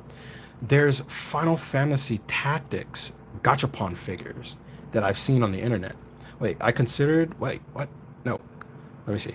I considered when I was younger collecting figures and even Miku, but once I realized how expensive it was, yeah, same here. Um, we're gonna get back to that thought, but there's Final Fantasy Tactics figurines like gachapons, and I want those things because I love Final Fantasy Tactics. Final Fantasy Tactics is the game that got me into tactical RPGs. That like, if there's two RPGs I love, it's first person dungeon crawlers and tactical. And Final Fantasy Tactics started it for me. It was a throw off between Final Fantasy Tactics and Vandal Hearts, those two games. But I too, I would say a year after the pandemic, I thought about getting into collecting figurines from like Ami Ami, but my problem was is that yeah, they're just too expensive, man. Uh, Figurines from Ami Ami are so expensive that like even when I buy them, I wouldn't have anywhere to put them because I collect too much stuff as it is already. Like I collect, like look at like, you can look at my desk and you can see like there's, well, not these. I don't collect these. These are for sale. But like I trading card games. Um, I like what else? Video games. I did almost fall into, well, I did for a while. Almost fell into the trap of doing because I wanted to find new hobbies, which what's that game? 40K Warhammer, like the little miniatures that you have to paint. Like I almost fell into that trap too because I saw Marvel had one and I was getting into that and I was painting those and I was like, okay, I had to stop that at some point. But hobbies hobbies can be quite addictive. For me, like I can honestly say for real, like I have an addictive personality. Like collecting things is like part of my addiction. Like collecting video games, collecting comic books, trading cards. You know, I have that. I couldn't even imagine having the space at the moment to collect figures. Oh, I mean, you've seen my let me see, um, collect figures. It would be such a luxury, but I'll settle for a collection of Shin Megami Tensei. I have Shin Megami Tensei figures. I have those scale figurines. I think once I got my hands on Raido Kusunoa, I quit. He was like my white whale. Like cuz Raido Kusunoa was the figurine that was the hardest to get. All my new hobbies have a high barrier of entry these days. Wait, what are your new hobbies? I've been buying music and manga. I noticed that I've gotten into I don't buy music, but I slowed down with manga. I had to because um, when you collect video games, especially when you collect video games overseas and you buy manga, all of those totals add up. And it can be quite a strain on the wallet. Have you seen the Aegis life-size statue? I did. I have I have seen it. I saw the Demi Fiend one that was like 500 scale. I almost thought about buying it, and then my wife stopped me. She was like, "No, you're not getting that. Because where would you put it?" And I was and I was just like, "Dude, just leave it in the living room." Not mine, but basically any hobby you want to get into is too expensive. Um, it depends. It can be. Someday, hopefully, we'll get a third Raido game. That will never happen. Um, I don't think we'll ever get a third Raido game because he's not popular enough. He's only popular among um, hardcore Shin Megami Tensei players. I don't think we're gonna get a game. Um, I don't think that. But the whole any hobby being expensive, I think a third Raido game in the PS5 engine. P5. P5. Oh, you meant Persona 5. Um I mean it can work, but I feel like a Raido game would need a grittier style. Like it can't look I don't know if you remember, but the Raido games had like a fuzzy grain to them. And I think that was on purpose. I don't think that had anything to do with the PS2's graphical scale. It does have like a grittier look, and I feel like them doing a Raido game in a PS5 kind of graphical scale will kind of make it lose its flair. If I were going to do if I was a director or a producer on a Raido game, I would I would take that idea of doing the PS5 stuff, I mean the P5 stuff, but I would tone down the saturation and I would make it look more like a film noir, but with color. That's what I would do. But that's just me because I mean I like Raido. I like Raido's games. Been collecting some anime lately. Oh my god, what anime? I need to know.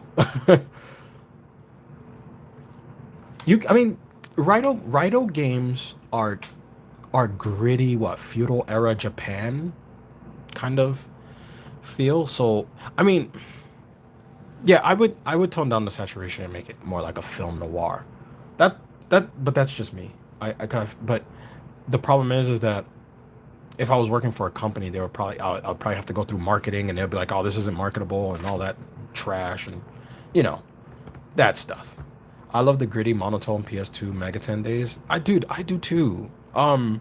Like like Digital Devil Saga. Digital Devil Saga had that kind of I wouldn't say it was monochrome, but it was dull, and it was supposed to be, because later on the characters don't get like that splash of color until later on, you know. But it was supposed to be like that. It's crazy. I still haven't played that Soul Hackers game, by the way. I know a lot of people were waiting for me to like play that game. I was like, "Yo, you're getting Soul Hackers?" I was like, "Absolutely not." Um, but apparently, when people played it, they were just like, "Wow, this is boring." I haven't played the new Soul Hackers too. I should probably give it a try though at some point. I just don't know when. But it does look like a kind of dull. That's something Nocturne lost with the HD port. I didn't. That's why I didn't open the HD port. DDS felt somber. Yes. Well, DDS's world is very depressing. So I think that was on purpose, to be honest with you. Um, but DDS is that kind of, that kind of game. What is? Let me see. Hold on. I'm just gonna share this again, because let's see. I know you guys remember from well, if you watched the first stream that I did. Oh, I'll share this again. I actually need to put in to print. This is that Shin Megami Tensei card game that I was working on.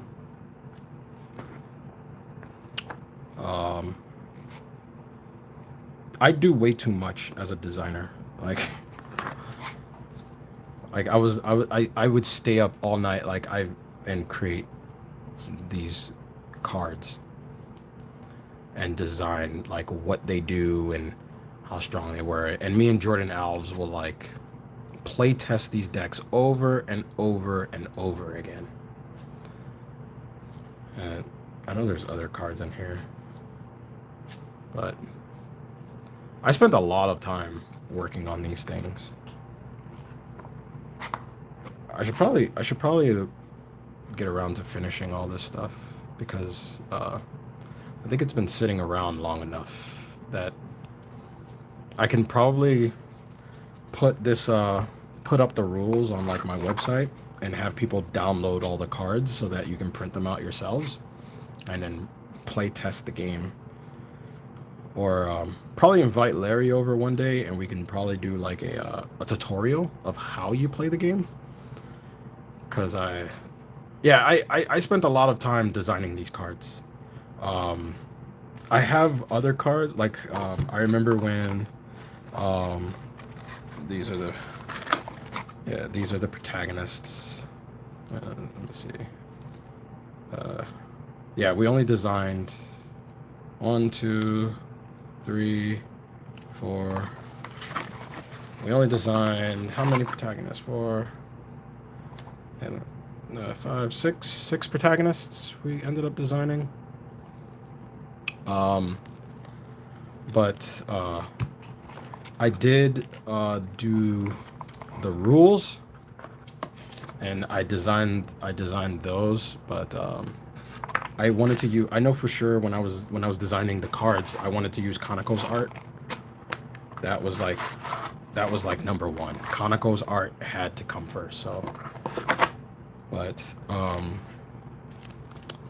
I remember when I was designing the game.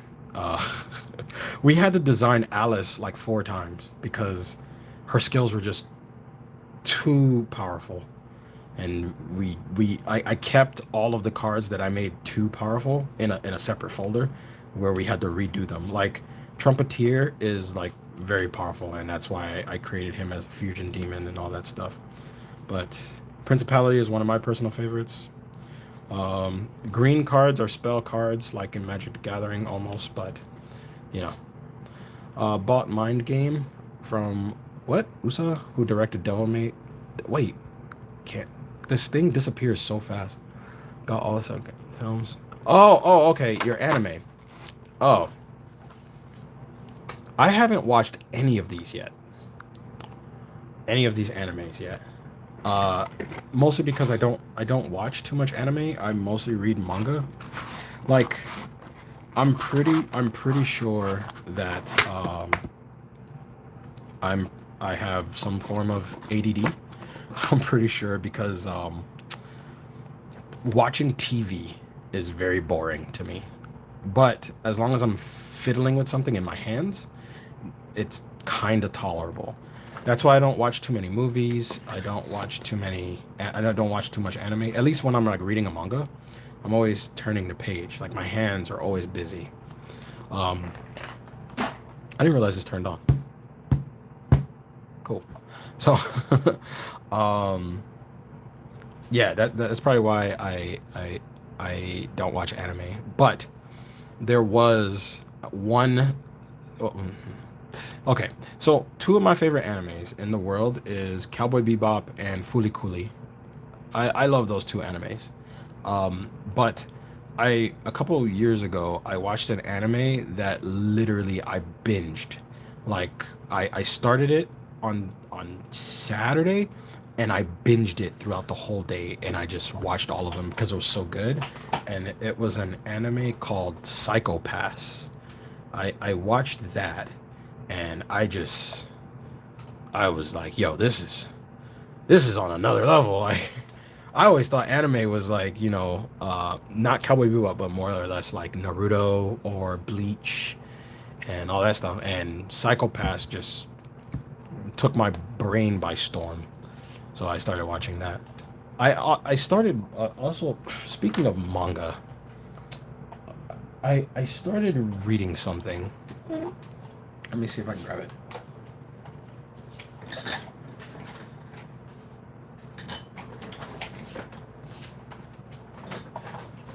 Have you ever read this? Kaiju number 8? I'm actually kind of surprised at how good this is. Um, I don't like shonens, but I enjoyed this. This was actually pretty fun. It has a lot of like what's that? Uh, what's it called? It has that not My Hero Academia, the One Punch Man. It kind of has that feel to me of like One Punch Man. But I enjoyed this. I really did. I'm really sad that I think they're like way ahead now. Oh, I don't know if you guys know. Did you hear that Right Stuff is going away? Right Stuff is getting bought by Sony, dude. So where that place where I bought no, this is a shonen. Seinens are more adult, but dude, Right Stuff, that place where you can buy all your manga, yeah, dude, like Sony bought them. I can't even believe it. Alright, Good Night Pun Pun. Okay, if you want to read Good Night Pun Pun. Yeah, man. I couldn't believe it. Right Stuff. I think Sony bought Right Stuff. Dude, Sony has strong armed the anime market. It sucks. It really does. I couldn't believe it. Like they're literally being absorbed into Crunchyroll apparently. They Dude, all right, I'm going to show you a manga that I think is a masterpiece.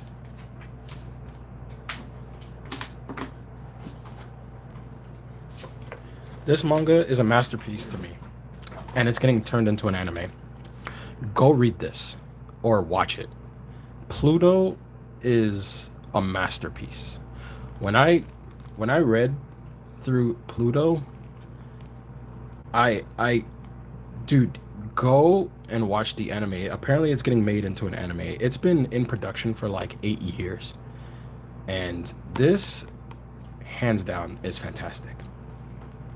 You should watch ID Invaded, psychological horror. Oh, you said psychological horror. I'm in. You said psychological horror. Like psychological horror is my jam. So I'm in. I am 1,000% in. But if you haven't read Pluto, go and watch the anime. It's gonna be amazing. Yes, dude. Yeah, I couldn't believe it. It's been in production for a long time. Akira is weird to me. Like no, and I don't mean weird in a bad way. I meant like um because it has that 80s flair. And I do have an Akira book. I have volume number 1 somewhere around here. I don't remember. But Akira number 1 is really good.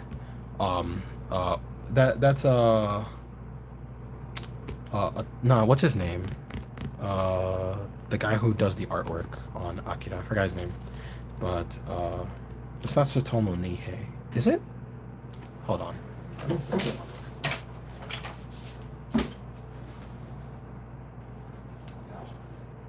I don't remember where my Akira manga is, but I do have it. But yeah, Kaiju number 8. Been reading that. Well, I read just this one. Pluto is great. I started reading another one called Blue Lock. Blue Lock was entertaining, but it wasn't entertaining enough for me to want to continue reading it, only because it's a sports manga, and I don't really care about sports mangas.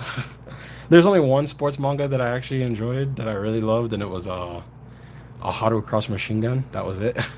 I read the first volume of Berserk this year. Really impressive. Not sure if I have space. Yeah. See, the problem with Berserk is Berserk. Their books. How thick are those? They're like this thick. Yeah. They're no. I would never recommend that. Like the things that I would recommend to people. Like so when I started collecting manga, I started like a crazy person, like everybody else. Like I was watching videos by Insidious Swede, and I was looking at his manga collection. And I don't know if you guys remember Insidious Swede, but he was like a huge manga collector on YouTube. And I was watching his videos, and I was like, "Yeah, I'm buying all of that stuff. Everything you got, I'm buying all of it." And I didn't do that because that would be crazy. But I bought a lot of his recommendations, and I ended up having to sell some of that stuff because I slowly started to figure out what it was that I enjoyed in terms of what I like to read. And the only thing that he recommended that I really, really liked was Golden Kamuy, which I still read to this day. I heard Pluto is in the same universe as Astro Boy. I don't know if I should read the book, but I'll probably watch the anime. Okay, so how do I explain this?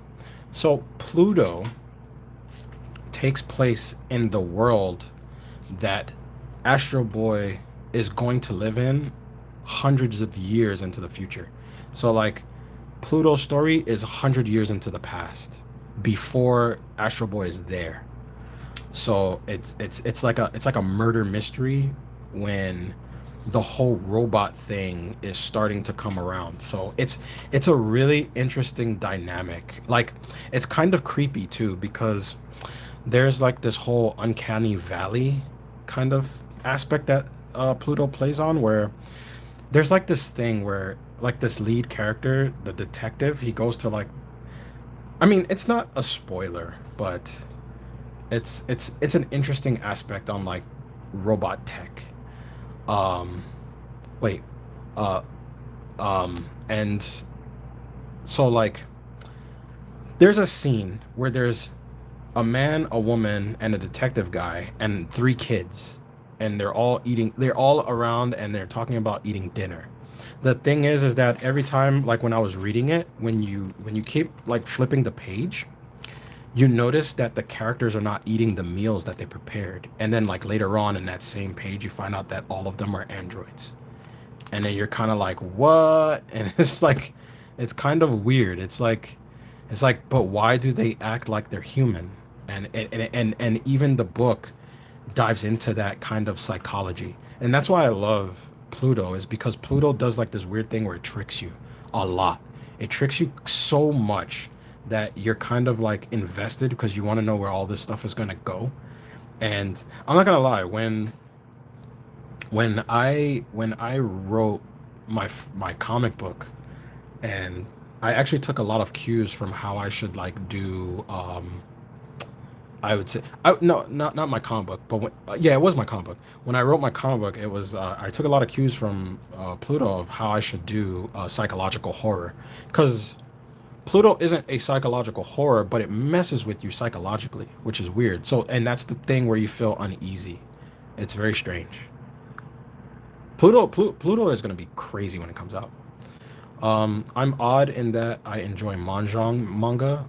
They are pretty much a sports genre. Mahjong is so good. My friend Larry, I keep talking about Larry. Okay, so Larry is for who doesn't know, because apparently everybody loves Larry. Every time Larry shows up in one of my videos, everybody's like, "Hey, it's Larry." Larry is from Hong Kong, and I remember he came over to my house and he's like, "Let's play Mahjong," and we invited two of our friends, and he actually brought over a giant freaking table with the with the green padding on it, and it has like all these little things where you put the mahjong things, the chips or whatever they're called, the dominoes. I don't know what they're called. You put them in the table, and we just played mahjong for like 5 hours. It was great, and it was my first time playing. It was a wonderful experience. I'm big into mahjong, because of that. But I need that setup. I need that table setup. I don't think I can play it on like Super Nintendo or Super Famicom or anything like that. I don't know if you've heard, but a homunculus. What? Homunculus recently came out in English physically. Dude, dude, dude. You're late to the party. I've been reading, dude. I've been reading Homunculus. I read Homunculus years ago, in French, and it was great. And I thought this book was gonna be banned forever because it just dives into those themes that people are like really iffy about. But dude, Homunculus is so good, so good. Wow, you really got me intrigued. Now I have to read any more of it. Yes. The other book that you should probably read from them is, or manga that you should read from them is Monster is really good. I never got a chance to finish it because it's just too expensive. And there's another book that they did called, I forget, but it's about like a PI, like an inspector. I forgot what it's called though. It's a great tabletop game, of course. Of course. Do you like you guys don't read wait, what? What is this? Uh oh, it's not. Yeah, I loved it. I read it like a year ago and started collecting manga ever since. Yeah. I think the book that made me start collecting manga was I Am a Hero. I Am a Hero is what jump started me into collecting manga, and I kind of slowed down. I only buy manga when it's something that I'm really into, like Monthly Girls Nozaki-kun or Happy Sugar Life, which I need to finish because I need to get volume 10. That's the only one I'm missing. Um, Another one that I really like is what's there was one that I was reading, Golden Kamui. I need to finish that, but dude, they're on volume 31. I can't keep buying Golden Kamui.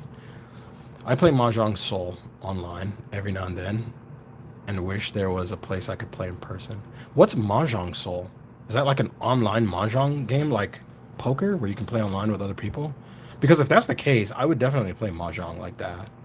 If there's like if I play Mahjong with you guys, like I'll play Mahjong. But like you guys will have, remind me how to play. I haven't played Mahjong in years. Well, a year.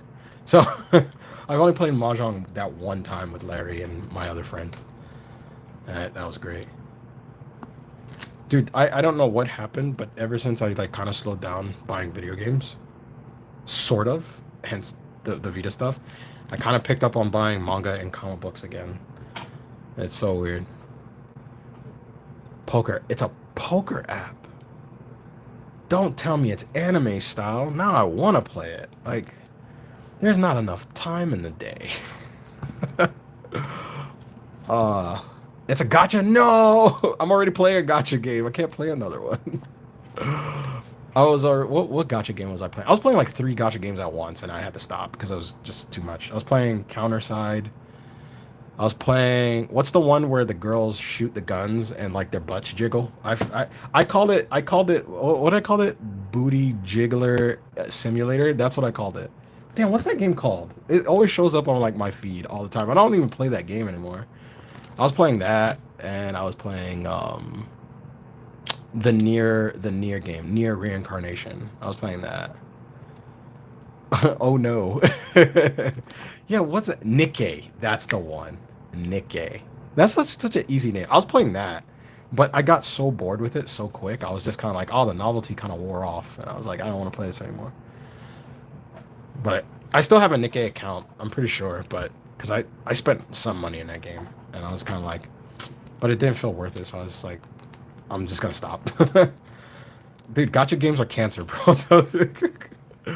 I got into gotcha games, dude. But Counterside is one game that I played too much of. I played that game a lot, and then I tested out that new game. What was it? The Rail Honkai Rail. I was playing that for a little bit, and then I stopped. I've never played it, but the ads try to tempt me, dude. do not play Nikkei. They try to reel you in with the butts, and don't do it. Don't fall into the trap that I fell into. Because I was just like, dude, it's just basically Robo Chicks with guns, and I was just like, I can't keep doing it. I only ever play Fire Emblem Heroes and got bored of it. But that's the thing, is like, gacha games are fun for when you first do it and you have that like endorphin rush, and you're like, oh my god, this is so fun, and then you play it for a little bit, and then you notice it just turns into a job. like gacha games are basically careers. Like you have to wake up, you have to do your dailies, and then you have to do your raids, and then you have to do this other stuff, and then you kind of have to keep doing it every day, every day, every day, and it's just like no. And then you pay money to speed things up, and it's just kind of like I don't want to do this anymore. It's not fun. The ads for mobile games tend to make me not want to try it.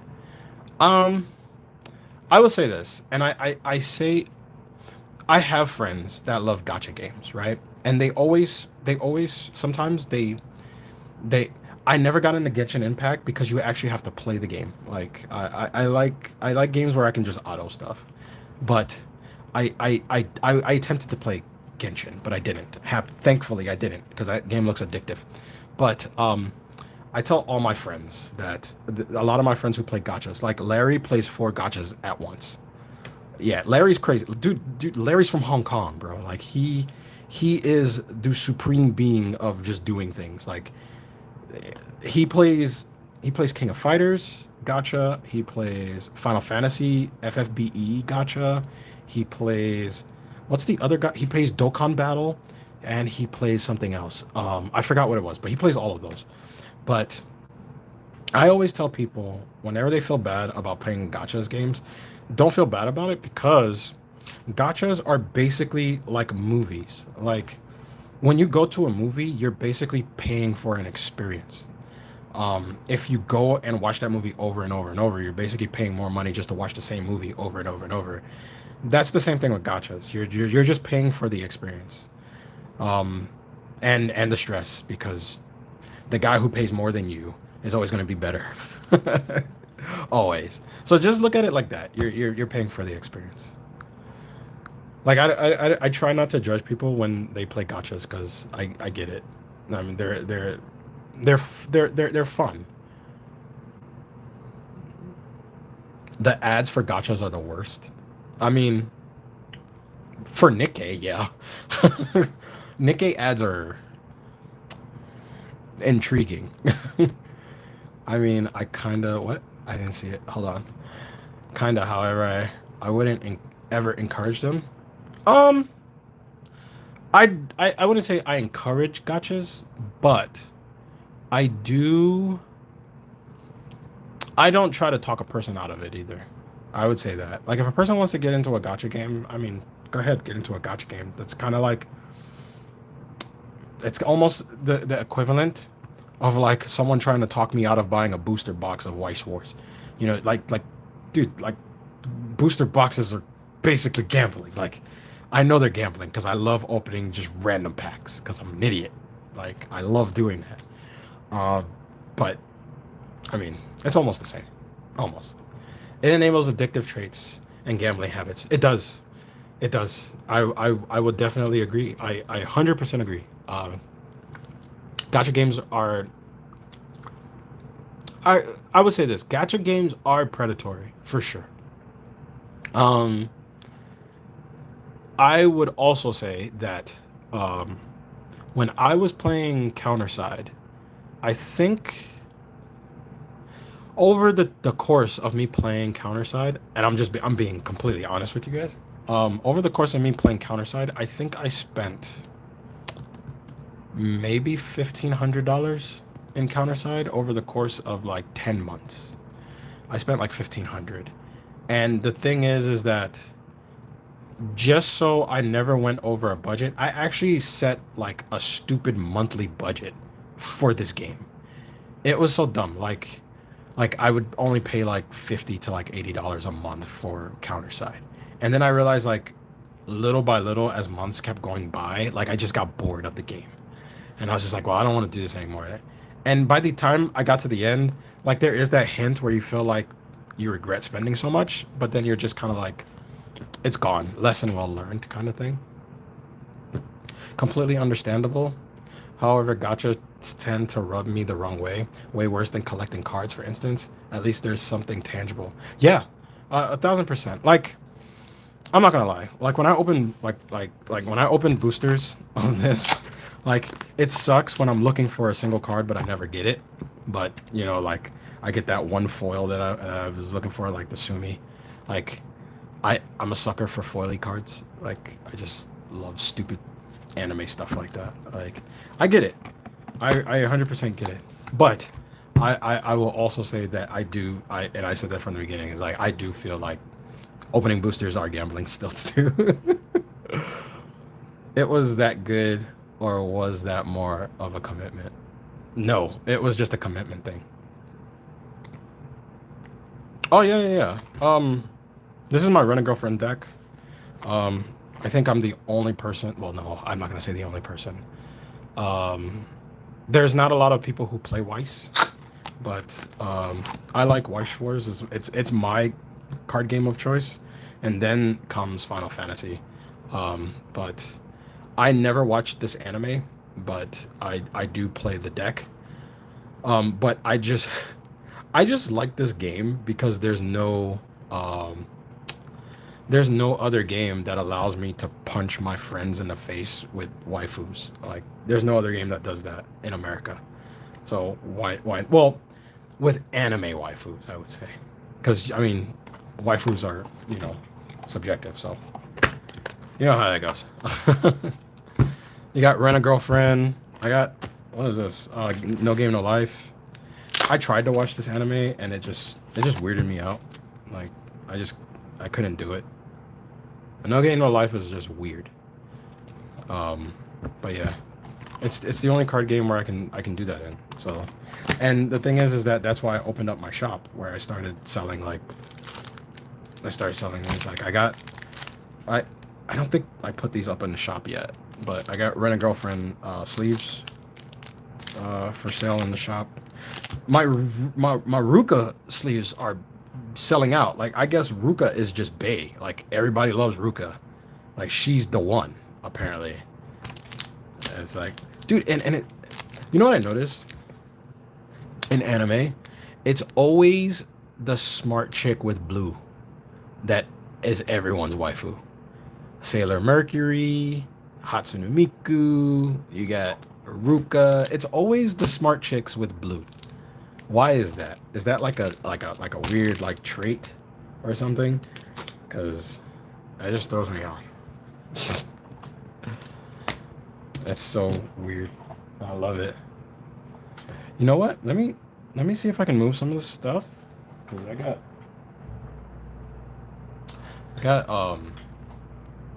this other thing that I kind of wanted to share.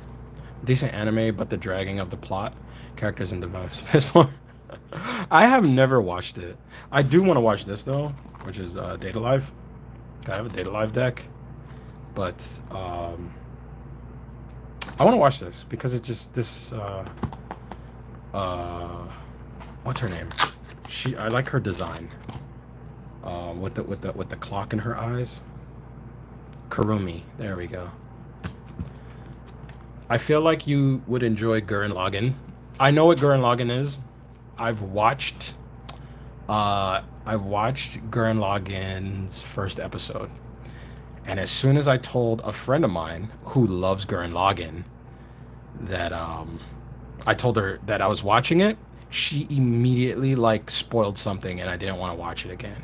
She was like, "I so hate this anime, but I love it because what's the one character dies. What's his name? The kid's brother." Like she immediately like spoiled that for me, and I was kind of like, "Well, I'm not going back to watch it now." She's like, "No, but still watch it," and I was like, "No, I'm not. I don't want to watch it now." But whatever his name is, it's weird. There's a Gurren Lagann deck in Weiss, but it's so old and out of print. You can't get it anymore. Data Live, on the other hand, is solid. Oh, really? Okay.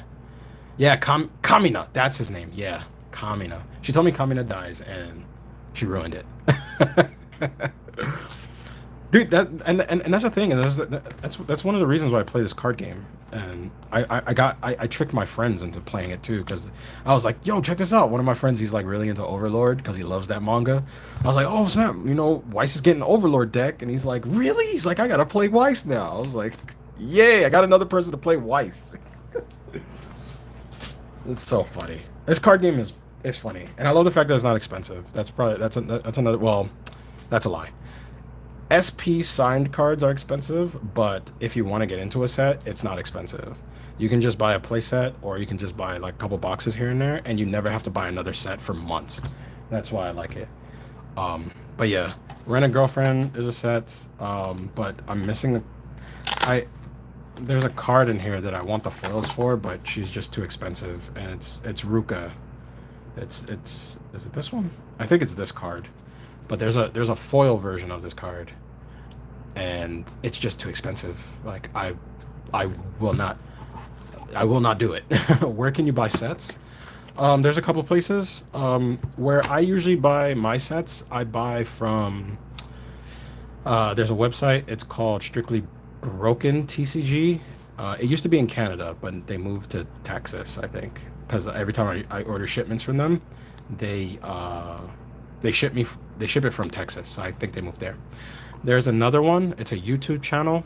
It's called Tressa Collectibles, which is Tressa. Uh, they're in California. They also just play Weiss. They're like competitive players. They sell sets too. I think the latest set that recently came out that everybody's like hyped over is Overlord and Sword Art Online. Sword Art Online is one of those things where it's like I've heard about it since Dot Hack, and like people are like, you gotta watch this anime, it's so good, and you gotta read this manga, it's so good, and you gotta play this game, it's so good, and then all of a sudden like it's like I played all those things and they're just not great, and like the anime is just okay, but all of a sudden like it's like the top deck in the meta of this game. It's crazy, but that's life. It's crazy. But me plug in this. But anyway, how long have we been on? 2 hours. Wow, I've never done a stream this long. You guys have been great. You guys have been great. I have to figure out a way how to like set up my television so that I can play a game as well as do the stream. But I don't know how to do that stuff. It just seems like complicated, like busybody work, and I want to be extremely lazy because it's the weekend. It's the weekend. I want to be as lazy as I can possibly be. But yeah, I think for now, I think that's all the stuff that I have to share for now. And I mean, it's getting late, and I'm sure you guys are all tired too. Or some of you are probably working overnights and such like that. So a room tour? No, don't do this to me. Why'd you? A room tour? Okay, so I did do a room tour in my past video, right? But the problem is like now the way the room is kind of set up, it's still the same, but there's two desks in the room now, because both my wife and we both work from home now, and so we have these two giant desks, and they kind of take up some of the space in the room, and it's completely dreadful. So I just can't stand it. Like I don't even spend a lot of time in this room anymore because it just reminds me of work now. Um, and when I play video games, I usually just put games on my Vita or I put games on my Switch, and I just walk into the living room and I just lie on the couch. It's like I don't want to be in my room. It's like, you know, this is where I work now. Let me see. As long as you have a PC, you could always just throw something up through OBS and talk while playing the game. Oh wait, that's the screen capture thing, right? Yeah, I mean I could do that too. Because I mean I was, dude, I could do an Under Nights play, not Under Nights, Under Knots playthrough. on Steam. I can just buy the game again. I don't mind buying that game for a third time because I bought that game twice.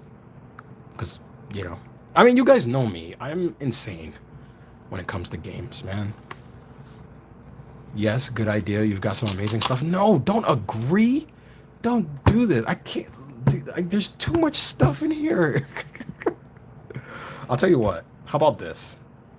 Um, let's here. I'll clean off this desk, and what I'll do is let me see. I had my Nintendo Switch for how long now? Had it for 3 years. I think I've only had it for 3 years, and I'm already past 500 games. So, wait, no, I think it's less than that. It should be less than that. I will bring all the Switch games that I have. I don't know. You guys pick a console. I'll bring all those games on the desk, and that's how we'll end off the stream. How about that? Because I've already done a quarter of my Vita games, and you guys pick while I put these back, and you guys decide which one.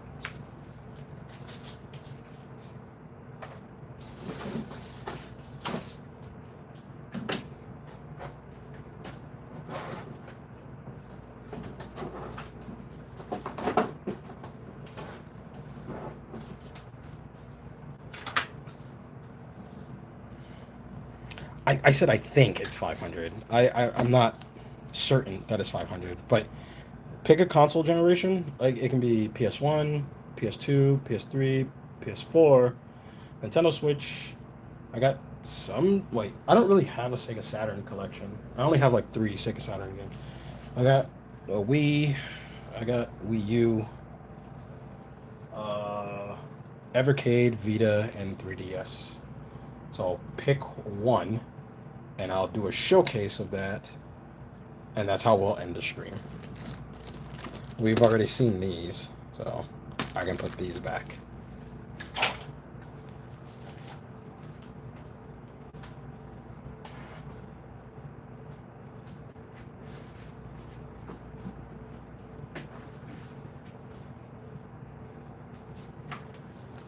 Oh, and I got Sega Dreamcast there.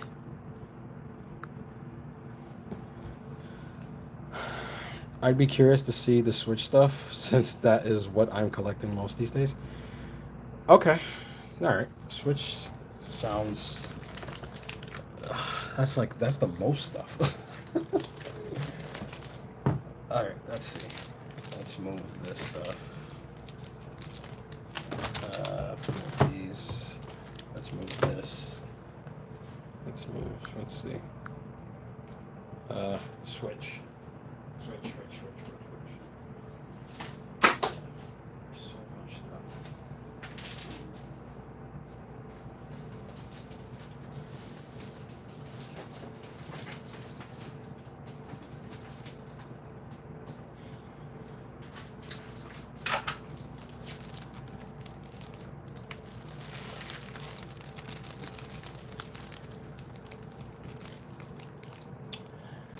All right. This is gonna be row one. All right, you guys ready for this? Okay, hold on. Hopefully this doesn't fall. Here, I'm gonna show you. This is row one right now. We're gonna start here. All right.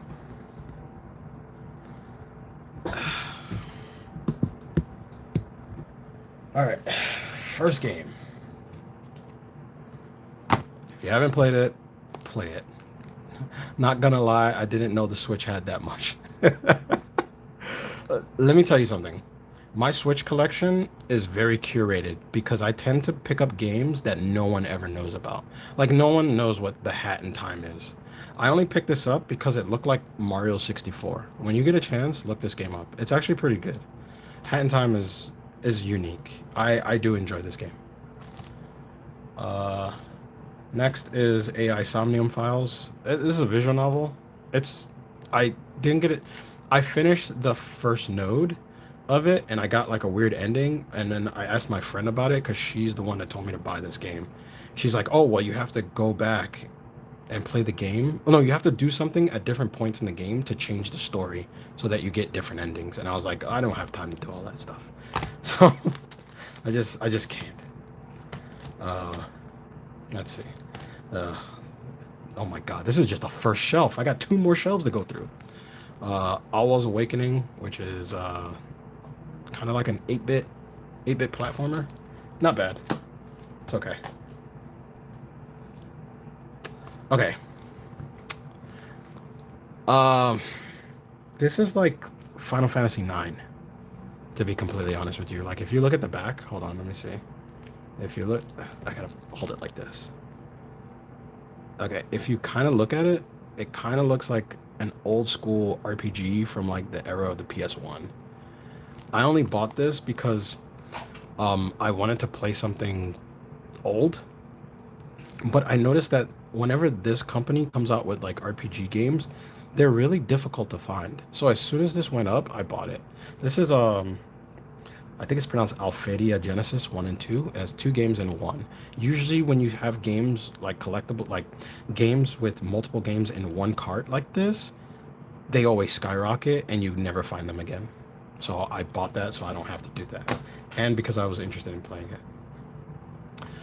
Next is Aerial Knights Never Yield. This is like a I don't know what you call this, but what do you call those kind of games where the character constantly runs and you have to have them jump over stuff and then slide under things and then like charge through things? It's one of those games. It's not bad. It's okay. It has a cool soundtrack for sure.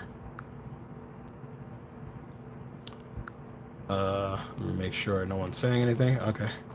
Andro Dunos 2. It's a shmup, really good one. Plus, it's worth it.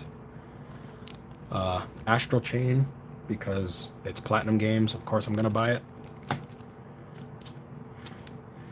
Astria Ascending. If you haven't played this game, go buy this game right now on Amazon. It's a really, really good JRPG. Um, I hate the fact that people said that this game was very not. It was a lot of people said this game wasn't good. And if you know me, when I hear that, I usually buy the game because I have to see it for myself. This game is so good. It takes all of the best ideas from other RPGs and puts them into one game. So it takes the exploiting weaknesses of Shin Megami Tensei.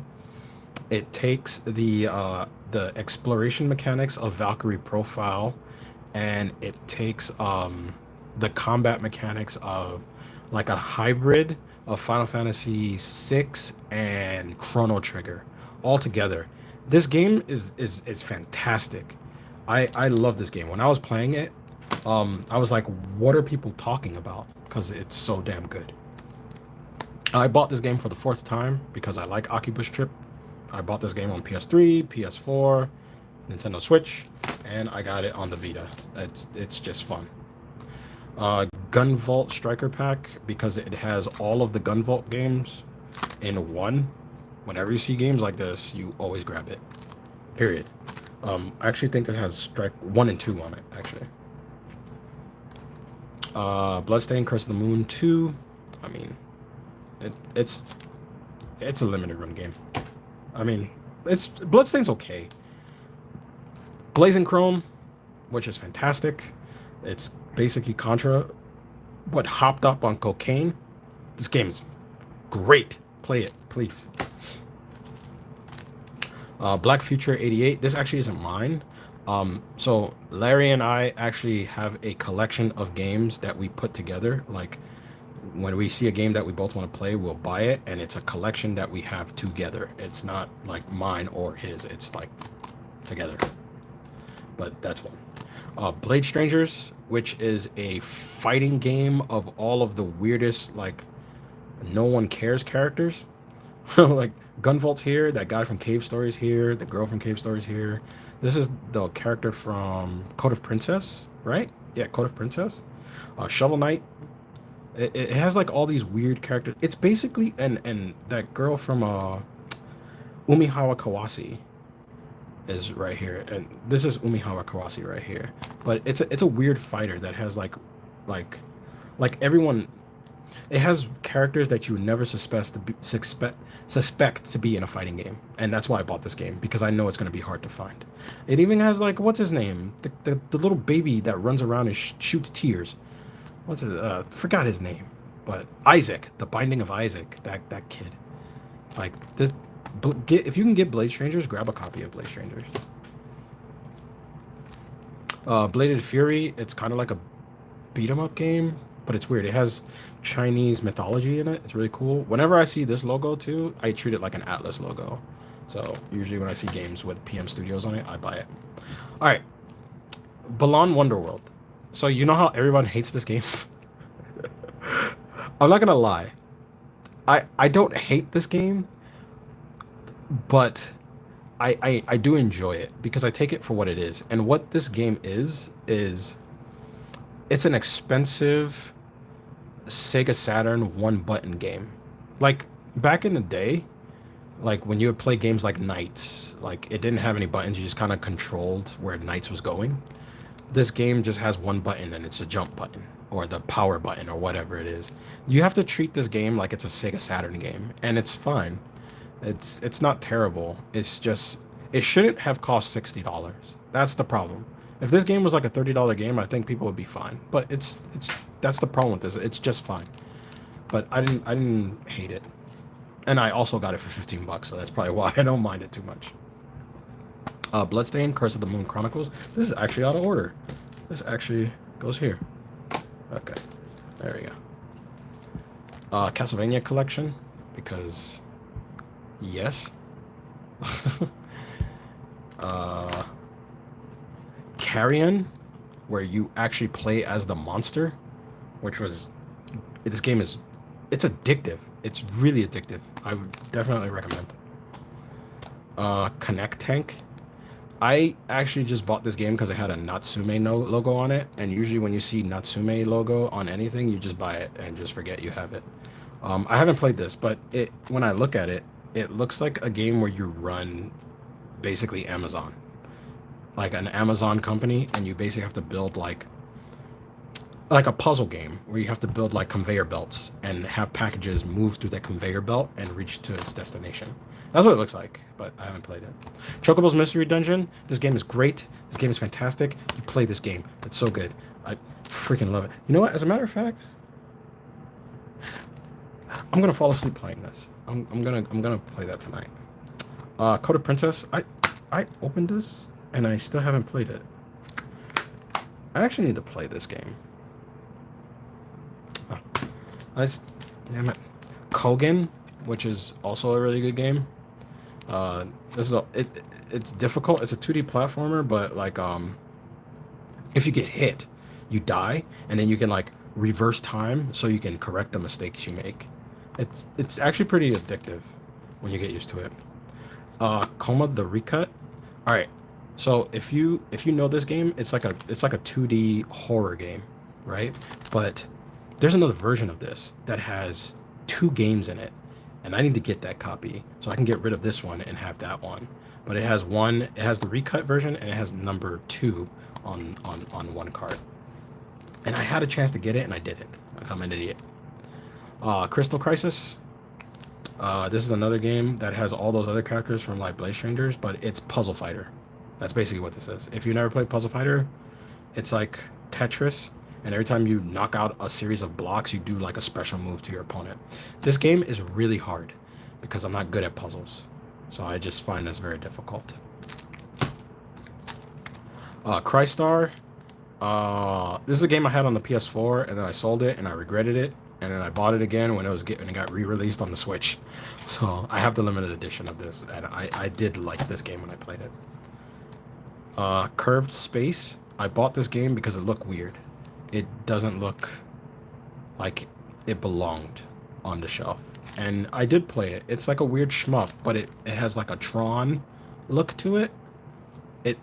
As a matter of fact, it does kind of look like Tron when you play it. Like, but you don't ride on like motorcycles. You use like a hovercraft thing, and you have to shoot like enemies. What was that game that came out years ago on Xbox 360? Oh, Geometry Wars. Picture Geometry Wars, but with a Tron look to it. It kind of looks like that. Sidus Alpha. This is one of my favorite rhythm games. This game is great, and it also has that logo I was telling you about. Usually, when you see that logo, just buy it. PM Studios. Daemon X Machina, which is a game everyone hated and said sucked, and I beg to differ. This game was great, and it's an armor core game where you build giant Gundams, and it plays like Monster Hunter. It's great. Don't believe what stupid people tell you. This game is fun. I love this game. Darius Burst EX Plus, another Chronicle. This is another shmup, but I wish I had four 80-inch TVs to play this on because look up videos on this game and look how wide the screen can get, and you'll see why I made that comment. Death End Request 2. Um, this is one of the coolest JRPGs I've ever played. This is an Idea Factory RPG that I actually enjoyed. Um, the only thing about this game is if you do not like to see little girls get mauled and killed, this is probably going to be hard for you to bear, you know, because this is like this is like a mature gothic JRPG. Um, but it doesn't take long to beat. It took me like a month. No, maybe less than that. But this was really good. It just sucks that a lot of the times I made like the wrong decision and the girls would get killed. But they'll get killed in like a cutscene and you're just like, oh, that sucks. You know, like you don't want that to happen. Deathmark, this is a visual novel. This is the visual novel that got me into visual novels, which is fantastic. I'm waiting for the third game to come out and I can't wait because when I think it's called Sugemi Maguire, when that game comes out, oh, I cannot wait. I think this is a game that someone said that I got them onto, which was Demon Throttle.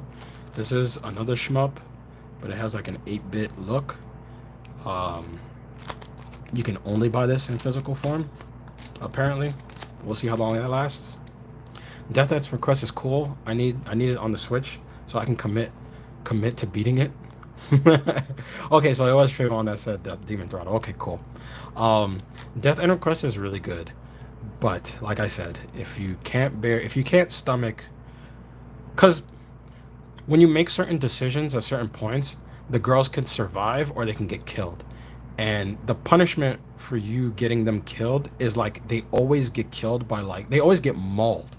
Like it's not like a quick death where they get like their heads cut off or something like that. It's like no, like series of monsters comes out and like tears them apart. So it's kind of like, damn, that sucks. Destiny Connect. Okay, this game didn't sell, but this game is fantastic. Okay, if you look at it, it looks like old school, maybe Nickelodeon or Pixar game. This game is basically Shin Megami Tensei, but it has a Pixar style or a Nickelodeon's art style. This game is really good. Don't let the art style like deter you from trying this game out because this game was made by a Japanese studio, but it has that Nickelodeon look. But it's really cool because like you can't really see it, but there's this giant robot here that you get to upgrade. I have a video of me playing it. I don't remember which video it is, but um yeah, no one's heard of this. Like it was on NIS America's like website for months and like no one was buying it and I decided to buy it because I thought the cover was interesting and I was like screw it, I'm gonna buy it. But this giant robot is basically like the defender of the party, and then these two kids, which this kid is like the healer and he's like the tech wizard or something. Like it's really cool because he basically throws up all of like the Shin Megami Tensei reflex spells like Rakanda and Sukanda. He does all that stuff, and then she throws up all the like diorama stuff and like she does all the hasting and all that stuff, and then he basically does the ailments. Like he can slow enemies down and he can break their defenses and all that stuff. This game is really fun. I was actually surprised at how fun it was. The art style turns you off because you're not used to it, but when you play it you're just like, oh, it's Shin Megami Tensei. But this game is really good. I recommend this. If you can find this game super cheap, just buy it because you will like.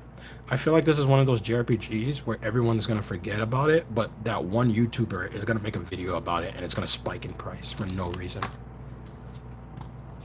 I got Diofium Chronicles, but I didn't get a chance to play it yet. As you can see, it's still sealed. This is a Landcross RPG. I love Landcross. Oh my god! Ever since they made Lost Dimensions, I've been in love with them. Disaster Report 4. This is basically when Tokyo has like a giant earthquake and you're like this lady who is on her way to a job interview and you have to survive the earthquake. It's hilarious. Okay. I have zero to say about this game. I bought this game because everybody kept talking about it and it was pissing me off. So I bought it. It was $20 and yeah. I don't know anything about it, but I did hear that it's terrifying. That's what I heard. Doom 64. I don't need to say much about Doom 64. It's Doom 64. Regular Doom.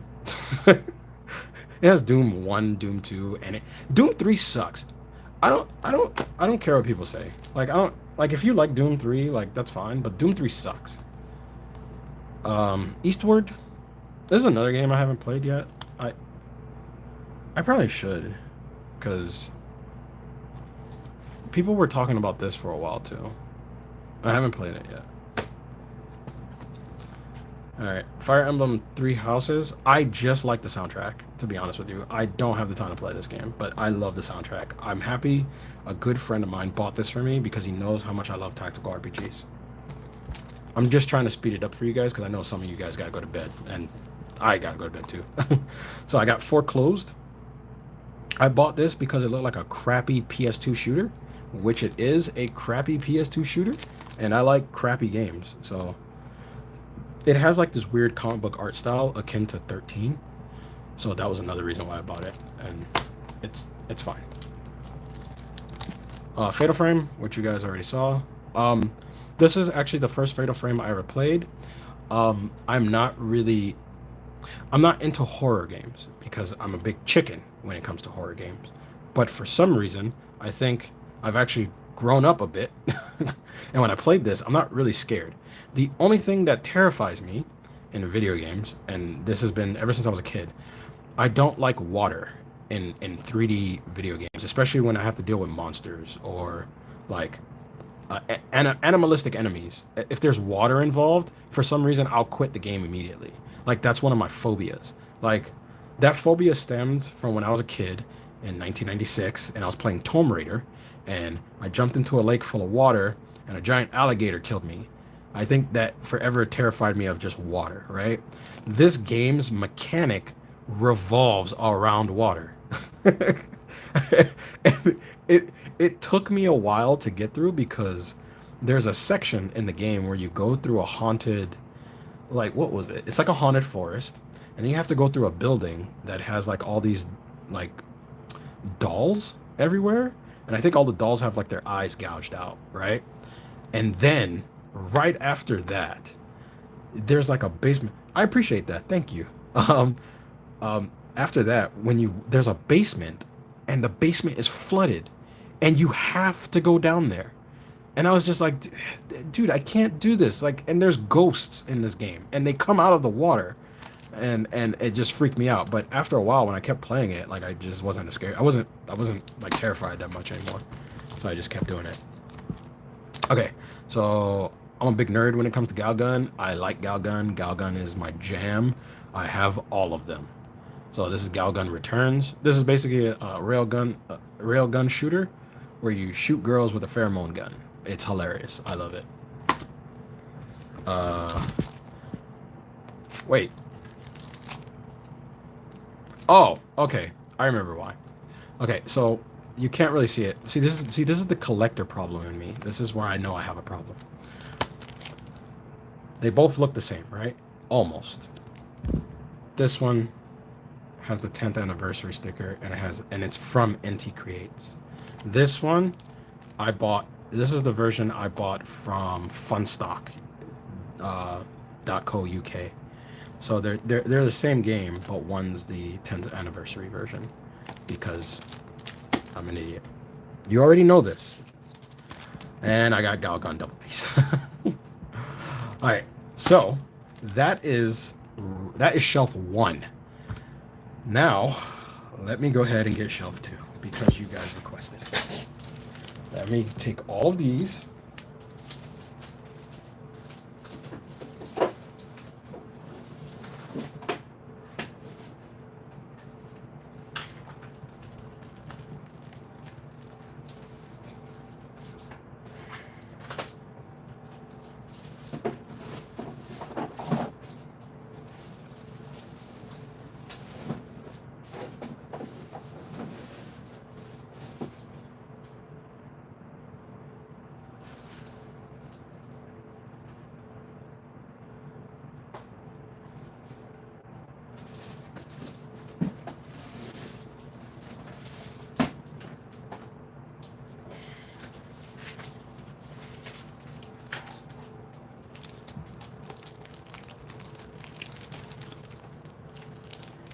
Oh man.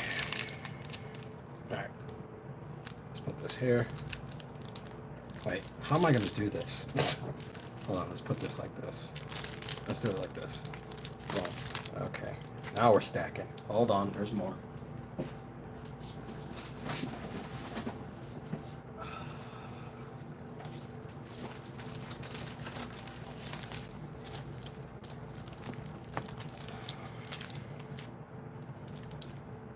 Okay. After this shelf, there's another shelf. I have too many Switch games. Too much. There's too much. But like I said before, is like if there's one thing about my Switch collection, it's that you're always gonna see something that you probably never knew existed. That's the one thing I would say about my Switch collection. It's very unique. I don't know if anybody wrote anything to me. I've always been curious to try Galgun. Try Galgun. Galgun is hilariously fun. Remember how I was explaining about my rich friend who's the doctor friend who likes Hatsune Miku? All right, so he has this setup in his living room where you put like, he has like all these cameras around in the living room and you put like the VR headset on and he plays Galgun like that. So like whenever like he's running around in his living room, like the girls would like run through, you know, his house, it looks like, and like he just has to shoot them with the pheromone gun. It's hilarious. How many shelves are we going through? We are going through oh god, 3 shelves. Um so we just went through the first one and this is shelf number 2. So we got one more shelf to go through after we get through all of these. All right, let's start from the top. And we're starting with Galgun. This is Galgun 2. Okay, hold on, I got some messages. Okay, you should do an entire video talking about each one. I recently watched someone go through theirs, and it's neat to hear the stories people can tell with their collections. Yeah, I mean, the only thing is that I don't know how long people want to hear me talk about this stuff because I can go on forever talking about this stuff. But I guess doing the stream, that's like the best way to do this, right? So it's like how I'm doing it now. I'll be honest, I thought you were going to give us a panning shot of the shelf. This deserves to be edited into I don't know once it gets processed. Man, I have a video where I kind of did a panning shot at one point. But you know what's weird about I don't know if you've seen the video that where I showcased my whole game room, right? Um I made that section on my wall where it has all of where it has all the games on the wall facing itself. I made that because I don't like these. Like I don't like my whole shelf having all this red. Like it like whenever I have to look for a game, it's annoying to look through. Do you remember how PS2 games are? Even Xbox 360 games are like that too. Like when they're on the side of the shelves, they're easier to navigate through each game because each logo is different. But because all of the games on Switch look like this on the ends, like it's hard. I have to actually go through all of them, even when I alphabetize it. It sucks. I hate it. I really do. So I tried to like, but I need so many shelves just for Switch to like display them like this. I need way too many. And I much rather display my PS1 games and my PS2 games like that.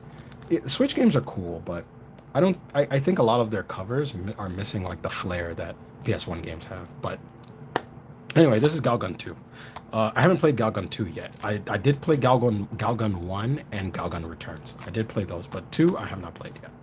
So, uh, okay, let's put this here. This thing is wobbling. It's gonna fall. It's gonna fall. I know it's gonna fall. Gal Guardians Demon Purge. It's basically it's like Symphony of the Night, but with two characters instead of one. It's not bad. It's okay. Oh, as a matter of fact, no. It plays like Castlevania Rondo of Blood, but Symphony of the Night inspired with two characters. That's what it plays like. If you've never played Rondo of Blood. Rondo of Blood is probably like it's hailed as the best Castlevania game ever. Gal Metal. This is like a rhythm game with like drums. This game sucks because it's not intuitive. It's not really fun to play, unfortunately. I keep it though because it's an Xseed game, and you'll probably never see this game ever again. So I just keep it anyway. G Darius HD, very good shmup. It's fantastic. It's worth every penny. I wish I had this on the PlayStation 1, but I didn't. So I bought this version, and it's worth every single penny. I swear to God, it's so good. It's like, you know what's cool about this game? All right, picture a shmup where if an enemy comes by, you can actually grab them like a Pokeball and flip them over to your side so you can use them as an ally. It's so fun. It's so much fun. You can do it to bosses. That's what makes it even more, like, not bosses, but mini bosses. It's really fun. Yeah. I forgot why I bought this. Oh, it's because it's a rhythm game. That's why I bought it. It's a rhythm game, but and it was $11. That's why I bought it. There's no other reason why I bought this game. Gigantic Army. This game is great. It plays like Cybernator on the Super Famicom. What it was called, Assault Suit Leonos on Super Famicom. This game kind of plays like that. This is a pixel heart game. Pixel heart games are really hard to come by, so I bought that. I saw this game in New York too, which is funny. Grandia HD. I bought this because I was a Grandia fan, Grandia 2 fan, and one of my friends was attempting to play through Grandia 1, and I was like, I bet I can beat Grandia 1. Dude, I couldn't get past like the first 2 hours. I was just like, I don't have time for this. So I just decided not to do it. This is Gunvolt Chronicles. This is Luminous Avenger X. I always thought it was 9, but it's actually X. So this game is fantastic. It's basically a better version to me. Don't like this game because they don't know how to play it. They try to play this game like a traditional Mega Man game, and it shouldn't be played like that. This game, once you figure it out, it's really good. NT Creates has become like one of my this company has become one of my favorite publishers. I actually pre-ordered the Gunvolt rhythm game recently, so Horghug, I think that's how you pronounce that. Horghug and Friends. It's just a shmup. This game is hard as hell. You're gonna die a lot. Trust me, you're gonna die a lot in this game. It's basically Gradius, but you're gonna die a lot. House of the Dead remake, limited edition. I bought this because I like House of the Dead. I mean, it's The Hunt Down. This is like Escape from LA, but a 2D 16-bit, 8-bit. You know what? I'm actually gonna play this. I'm actually gonna play this tonight, cause like if I play Chocobo's Mystery Dungeon, I'm gonna get lost in the shuffle. I'm actually gonna play this tonight, cause I need to finish that. Oh my God, I'm playing. What's the other one I'm playing? The other Revenant game? I forgot what it's called. Hyper Light Drifters. Oh no, I have other games in my cabinets that are not on my shelf. God, I'm gonna have to show those off too. Hyper Light Drifter. This is a really good game too. I bought that for a second time. Ganryu 2. This is a game that came out way in the 90s, and it finally got a sequel. the number 2 is fantastic. You gotta play number 2. Oh my god, it's so good. Hades, people love this game. I'm not gonna lie, I like it, but the problem is that I need to dedicate a whole summer to this game in order to just and get through it. But Hades is fun. I enjoy Hades. The House in Fata Morgana. I have the limited edition for this. This is a visual novel, and it was everyone said the exact same thing. It's a beautiful read. It's a very good visual novel. Um, but you have to be into visual novels to enjoy this game.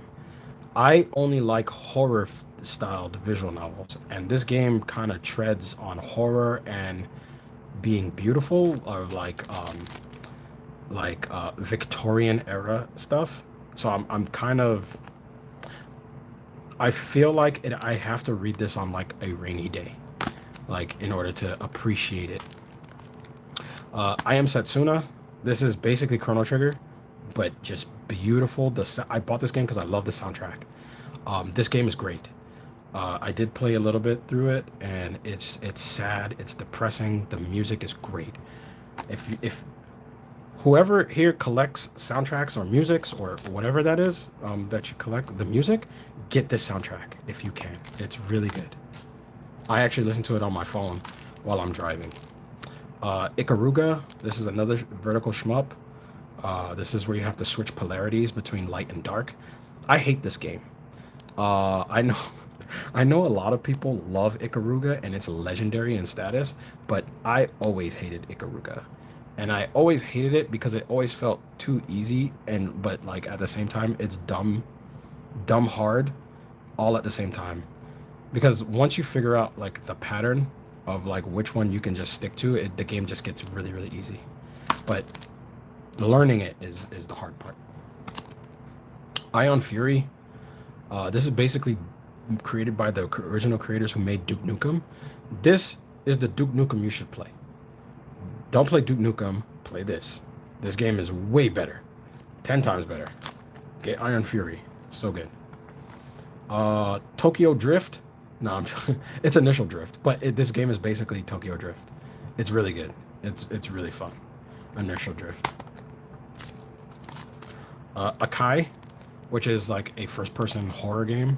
I bought this because it's a horror game, and it has that logo. I do want to play this, but I watched a couple of videos online with this, and yeah, I chickened out. So I'm probably not gonna play this. I'm just gonna watch videos. Like, I'm just not gonna do it. Kamiwaza. Kamiwaza is really good. This game is so much fun. This is a PS2 game that never came out in the States until now. You play as like a thief, and you like a Robin Hood, and you have to go around and you have to like rob people's houses, but it's arcade style. So you're running around in people's houses, and instead of like picking things up with your hand, you have to kick them into your backpack. It's hilarious. It's the like you do weird martial arts, and things just kind of like when you kick something, it kind of floats into your backpack. It's hilarious. Like I love this game. Like I like stupid stuff like that. I bought Klonoa because I always wanted to play Klonoa, and it's like a $200 game on PS1. So I was like, I'd rather just spend the $30 and get both of them on the Switch. So that's why I bought Klonoa. And Klonoa is really good, by the way. It's really fun. This is another Kemco collection. Remember I told you about that company that makes all those weird RPGs? Well, this is one that has 4 games instead of the 2. I did play this. This is rough. It plays like a bunch of RPG Maker games. They're not great, but the stories are good. So I'll give them that. Why is this? Okay, there we go. John Wick Hex. This is actually really fun. It's like a tactical shooter, but you only play as John Wick. And like what you basically do is you have to map out John Wick's route of where he's gonna hide, where he's gonna duck, who he's gonna disarm, and then once you figure out like the mapping of the level, then they play it all in normal speed, and it's dude, just look it up. It's really good. It's a cool game. John Wick Hex is super cheap and it's really good. Little Nightmares, you guys already know about this. I mean, this game is like very famous, right? Complete Edition, very good game. I love that game. Uh, Omori, I haven't played this yet, but I heard it's like super depressing, and it's kind of like one of those things where it's like Earthbound, but I haven't played it yet. But someone on YouTube, one of my subscribers, told me to grab it, and he was like, "Dude, I know you would like this." This is that Strider game that I showed you guys earlier. Um, this game I recommend. It's cheap. It's fun. I do recommend this game. I think it's worth it. Let's see. Labyrinth of Galleria. Like I said before, I like this game, but I hate it all at the same time. This game has that same problem that a lot of NIS of them, Nippon Ichi software games have, where there's too much dialogue, and you just want to get to the dungeon crawling, and like the game just bombards you with story, and it's like I'm fine with that, but at the same time I still want to play your game, you know. So that problem. Langrisser, 1 and 2, fantastic game. This isn't open, but I have it on PS4, and I played through that a lot. Langrisser 1 and 2 is worth every penny. I love this game. It's a tactical RPG though, so I know a lot of people don't like that. Lapras Cost Labyrinth. This is a weird game. It does like a lot of like neural overload because it's almost like a 2D brawler, but it has like casino stuff in it. Like whenever you kill enemies, like rubies will like rain from the sky and shower you in points. It's really weird, and you build a party of characters and you have to stack them on your head, and you have like different abilities. It's really weird and it's hard to get a grasp on, but I did like it when I played it. Trails of Cold Steel 4. Wow, is this backwards? I think it is back. Oh man, I put it on my. I went through it backwards, but it's on my shelf forward. Trails of Cold Steel 3. Not Kuro no Kaseki. This, yeah, right? Kuro no Kaseki? One of those. Sen no Kaseki? I don't remember. Trails of Zero, the Crossbelt arc. I have Trails of Reverie, but I'm missing the second one after this one. I haven't played them. These are still brand new. These games just take too long, but I'm still going to buy them because one day I'm going to retire and I'm going to need more games. We got Little Nightmares 2. Haven't played this yet, but I want to go through it. I beat Little Nightmares 1, though. This is Loopers. This is a visual novel.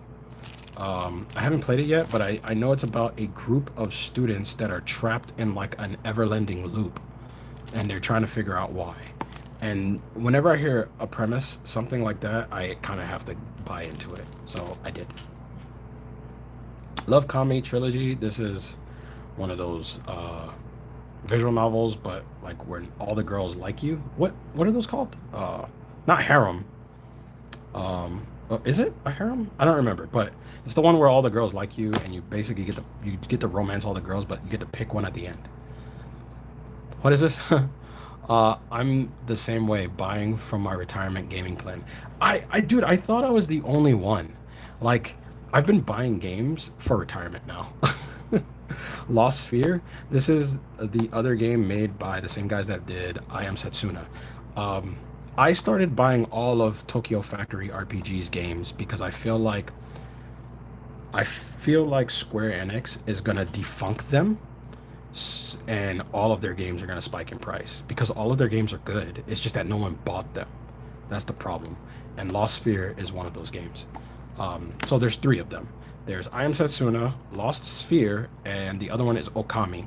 Those are the 3 games. Next is another horror game. This is Madison. I bought this because of horror game. Horror games are really hard to come by on Switch, but I did watch what this game was about, like the story, and it just looks terrifying to me. So I'm saving this for Halloween for when I invite friends over, and we're all just gonna run through it. So, got that. Marchand's Forest. I played this game for like an hour, and it's hard to get into, and I just never went back. But it's really weird. It's like what's that game where you do alchemy? It's an RPG. It's made by Gust. Atelier, like Rosier, like it's like Atelier, and like there's like the character's name, like those games. It's kind of like that, but it's asymmetrical. I got Metro Prime Remastered. I played through this again. This was really fun. I was actually kind of shocked how fun this was when I did it again. Um, this was really like a breath of fresh air. Even though they dumbed down the lighting a bit, and even I noticed it, like in the GameCube version, when you would shoot your beam, like the light trail would light up rooms. Like they took that out in this. Like it doesn't do that. So, um, it was still not bad though. It was still a fun playthrough. Mighty Gunvolt Burst. This is uh Mighty Number Nine and Gunvolt as one game. And yeah, I bought this because I just needed it. I just felt like you'll never see this game ever again. Who's in this game? We got Copen, Jewel. I don't know who these other characters are, but I know these three, so. Alright, almost there. Monarch. You guys know how much I loved Monarch because I love Langcross and I love Lost Dimensions. So I will always praise Monarch and I will always praise Longcross. And this is why I bought Dealfield Chronicles, is because Dealfield Chronicles was made by the same guys who made this and Lost Dimensions. I love this. I love Landcross, man. Those guys are so underrated. Those guys originated Shin Megami Tensei. Why would I not, support that company? We got Mushihemi-sama. This is another vertical shmup. I love this game. It's just really, really hard. The farthest I've made it was stage 5. I can't beat this game, though. The World Ends With You Neo. Okay, so this is the sequel to The World Ends With You. I like this game, but there's something about it that bugs me. And I can't figure it out what it is. But, like, when I played this game, like, I feel like this game does. So, one of the things that bothers me about some video games is like when you're playing a game, they will pull you out of the gameplay to talk to you for 20 minutes. And don't get me wrong, I love story, but I love story while I'm playing. Like when you pull me out, you're kind of disrupting the flow of the gameplay, and this game does that at weird points. And that's but the gameplay is great. It's so good. Do I think it's better than the DS version, the original game? No. I feel like The World Ends With You on DS was so much more fun than this one, but it's not a bad game. Neptuna and Senran Kagura. This is the tag team game. It's like a Musho brawler. It's fine. I don't really like Musho brawlers though. They're not my cup of tea. Ninja Saviors, Return of the Warriors. This game is great. This game is fantastic. Mostly because I played this game on Super Nintendo when I was a kid, and I bought it again, and then I found out there's 2 more characters that they added to the game, but the way you unlock them is you have to beat the game twice. And I literally wanted to do that because I was fine with that. I beat the game, and then I beat it again with a new character, and it just felt like a brand new experience. This game is great. I love this game. I love Ninja Saviors. Ninja Saviors is fantastic. NG, this is the sequel to Deathmark. So the Spirit Hunter series is like this new series that they're starting. I don't think that they thought Deathmark was going to be famous. A lot of people don't know this, but this is also made by Experience. Experience is the company that does all of the first-person dungeon crawlers that I always talk about. Games like Operation Abyss. They did Undernauts. They're doing Monu. All those games. I love Experience. They make my favorite games. Lethal League Blaze. This is a fighting game, but with like a baseball. It's really weird. Wait, you just got what? NG or Lethal League? Which one? Because NG is great. Oh no, actually, I haven't played NG yet. And the reason why I haven't played there's a reason why I haven't played this yet, and it's mostly because I'm waiting for Shimmy McGuire. Shimmy McGuire is Volume 3. I won't reveal anything about Shimmy McGuire because I have been keeping up with it, but oh my god, it looks so good. This is like a 2D fighter, but with like a baseball. It's really good. It's really fun. Like, look it up one day. Lethal League Blaze is great. Panzer Dragoon. I bought this game because I never played the original.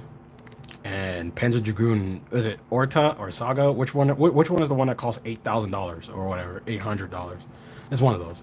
But that's why I bought this game. And I ran through this game day one, beat it. It was great. Oh wow, this got messed up. I put these fake prices on it because I'm just a nerd like that. Panzer Paladin. This game is great. It's an kind of like an 8-bit take on Master Blaster, but with a better take. Instead of it being a car, it's a giant mech that changes weapons. It's really cool. Pocky and Rocky. This is probably, without a shadow of a doubt, one of the worst ports ever. Um, this port sucks. And the reason why this port sucks so much is that it says it's 1 to 2 players. The problem is that you cannot unlock player 2 until you beat the game.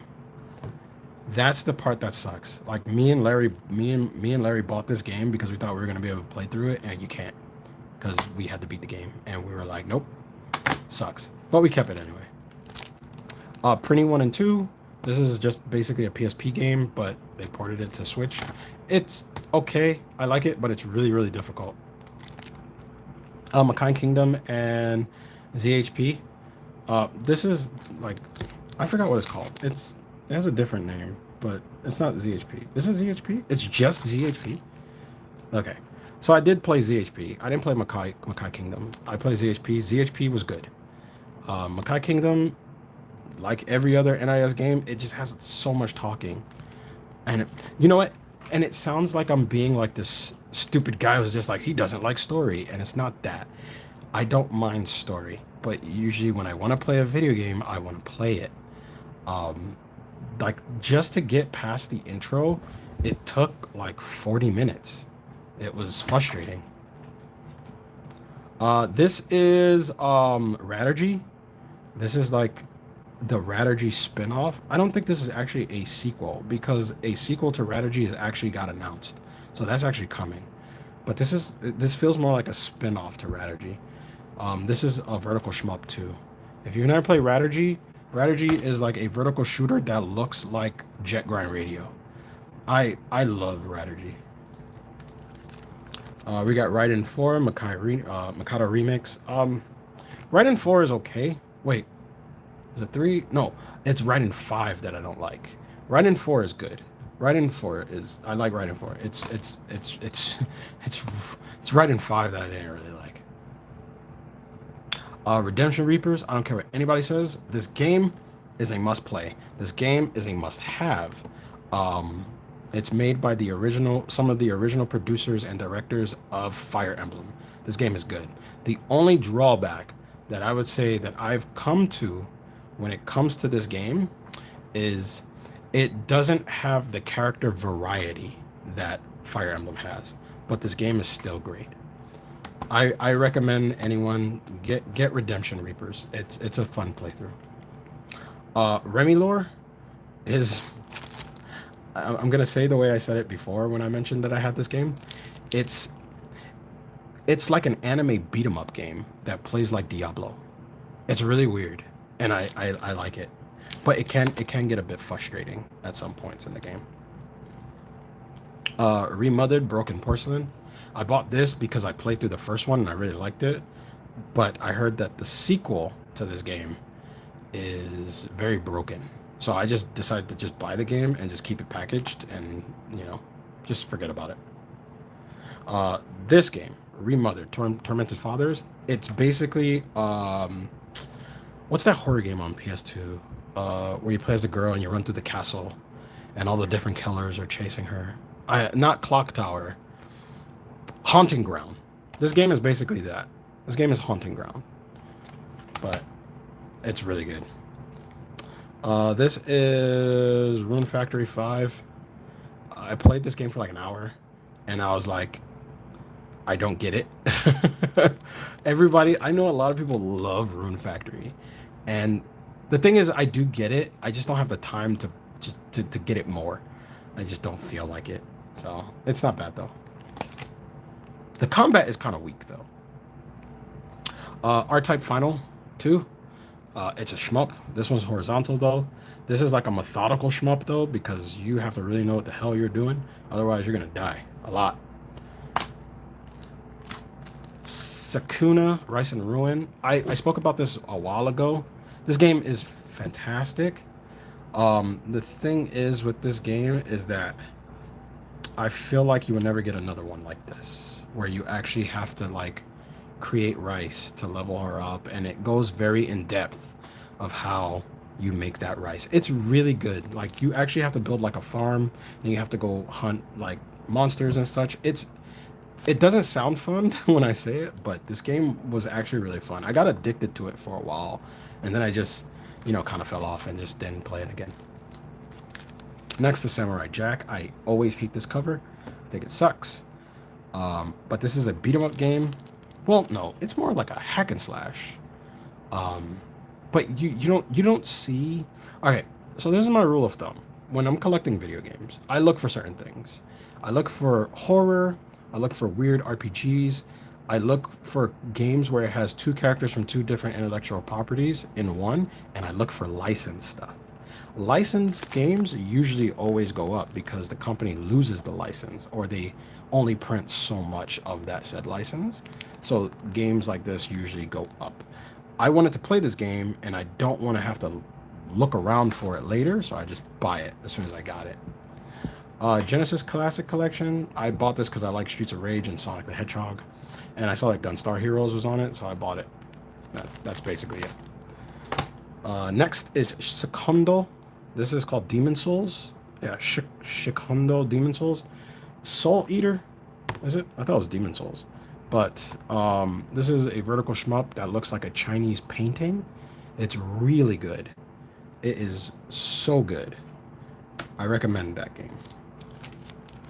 Next is Shining Resonance Refrain.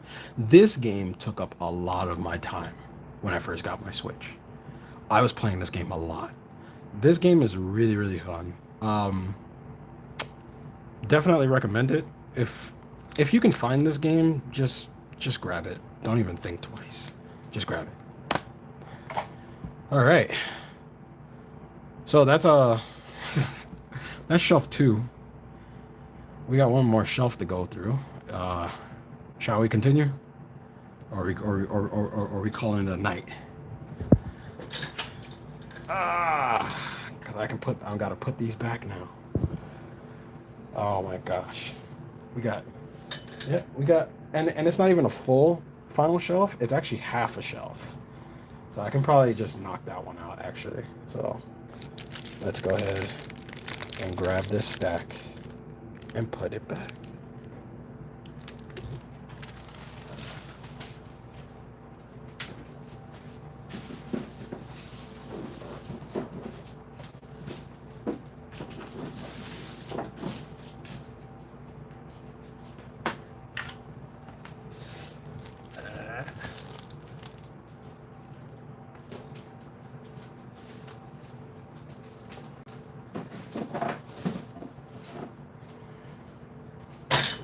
Ow.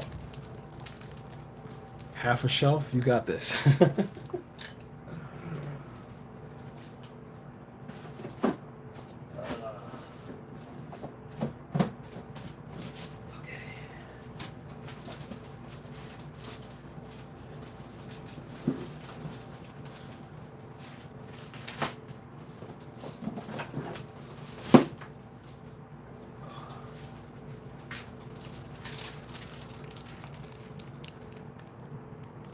There we go.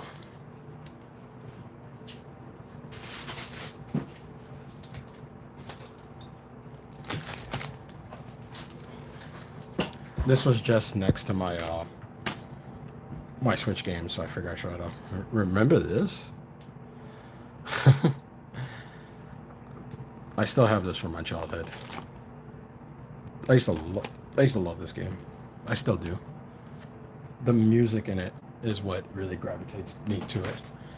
All right. So, let's start here. If I forgot what this game is called. but it's like a weird platformer. Um, it's a puzzle platformer where you play as this girl in like a dead world, and you basically have to like hop through different puzzle platforms, and you have to unlock new doors to the next puzzle. Um, this game is really unique. I just don't remember the name of it. Um, Even though it's written here, I can't read. It's not Japanese either. Well, the Japanese tells here. What was it? I forgot. Yeah, but anyway, that's this.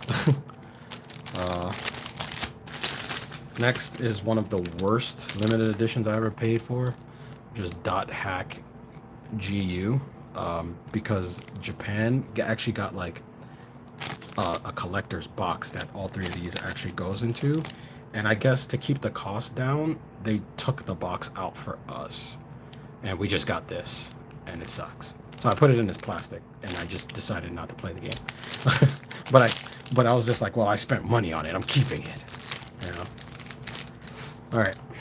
This is the last stack, guys. This is the last stack. Shin Megami Tensei 5. Yeah, so I like and I hate this game at the same time. Um, it's not a bad game. It's just when you start this game, it's really really fun, and then as you keep playing it, you get bored. Um, you start you start figuring out what the game is throwing at you, and all the worlds are basically all the same. They just have different like color palettes, and you kind of figure that out, and it gets boring. So I didn't I played this all the way through it to its completion, and I was just like, well, I don't ever want to play this game again. It's just it just it wasn't really all that fun to me.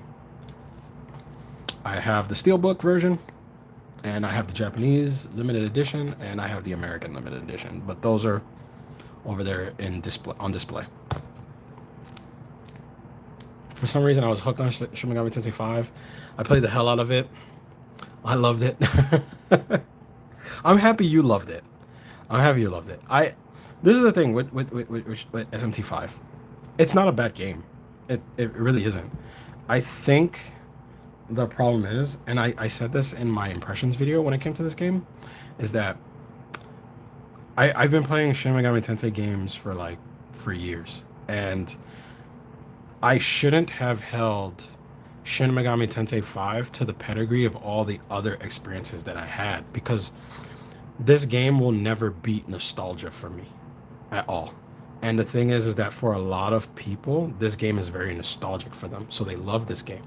And you know, I think that I couldn't give it a fair shot because I love like other Shin Megami Tenseis before this one.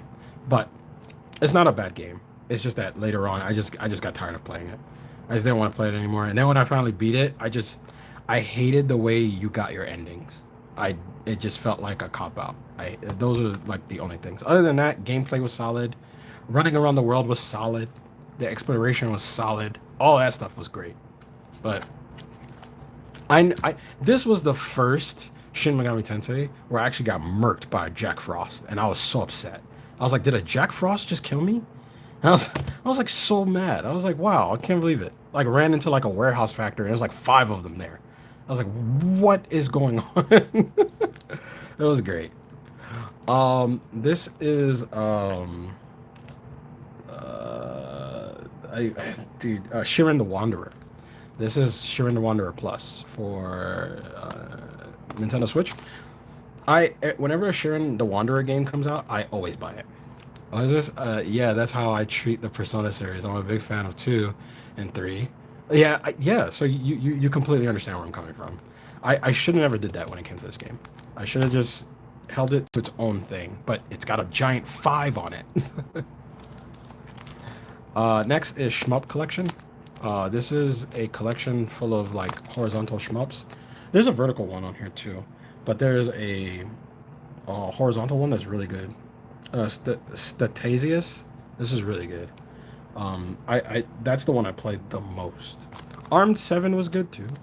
That one was okay. Shmup Collection is pretty good. Silver Case.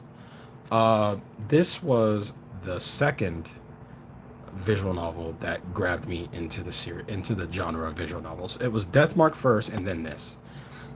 I love Silver Case, but I also am pretty biased because I'm in love with Suda 51 games. So whenever Suda 51 comes out with a game, I have to play it.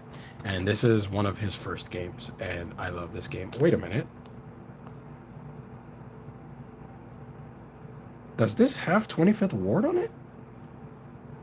I never actually like looked at this box because the thing is like I have Silver Case on PS4. I bought this because I wanted all my visual novels on the Switch. But when I flipped on the back, this section right here I'm not familiar with, so I'm like looking at it. The sequel to Silver Case is called the 25th Ward, and I see 25th Ward, the Silver Case here. Oh yeah, it says it in the Silver Case and its sequel. Oh, now I actually got to go through this again. God, I don't have the time. Sign More EX is the next one. This is a horizontal shmup. I hate this game too. I just keep it because, like, whatever. I have a friend who really, really likes this game. And whenever he comes over, I'm like, dude, like, can I just watch you play this game? Because I don't want to play it. Like, it looks pretty, but to me, it's not fun to play. Like, my bullet hell shooters have to have like millions of bullets on screen. This game doesn't do that. It kind of gives you bullets here and there, and the fact that you can slow down time, it just no, I don't want to play that. Sisters Royale. This is another bullet hell shooter. Um, I like this game mostly because it has waifus in it, but that's about it. Wait a minute. Oh, there's only 2,500 of these in the world. Never noticed that. But yeah, so Sisters Royale is a vertical shooter. See, like a lot of these games, I don't even realize like some of them might be hard to find. I just buy stuff that appeals to me. But Slain, Back from Hell. This is like Dark Souls but 2D or 8 what is it? 16-bit look and graphics. It's really cool. This game is hard as hell though. I actually this game made me rage. So I just quit. Sonic Mania Plus. It's Sonic. It's a Sonic game. Steel Assault. Okay. I just got this. This game is fantastic. It's really hard though. You're gonna die a lot. And there's a gameplay mechanic with a grappling hook that takes a lot of practice to get used to. But this game is so damn good. I highly recommend this game. If you can find that game, just buy it. Streets of Rage 4. I love Streets of Rage. I've been playing Streets of Rage since 1991, so I'm gonna buy a Streets of Rage game. So much so, I bought it again. Streets of Rage Anniversary Collection because I wanted to play with the other characters. Because, damn, I said I was gonna play Hunt Down, right? Damn. No, I'm gonna stick to Hunt Down. Because I've beaten this game like 20 times already because I love it.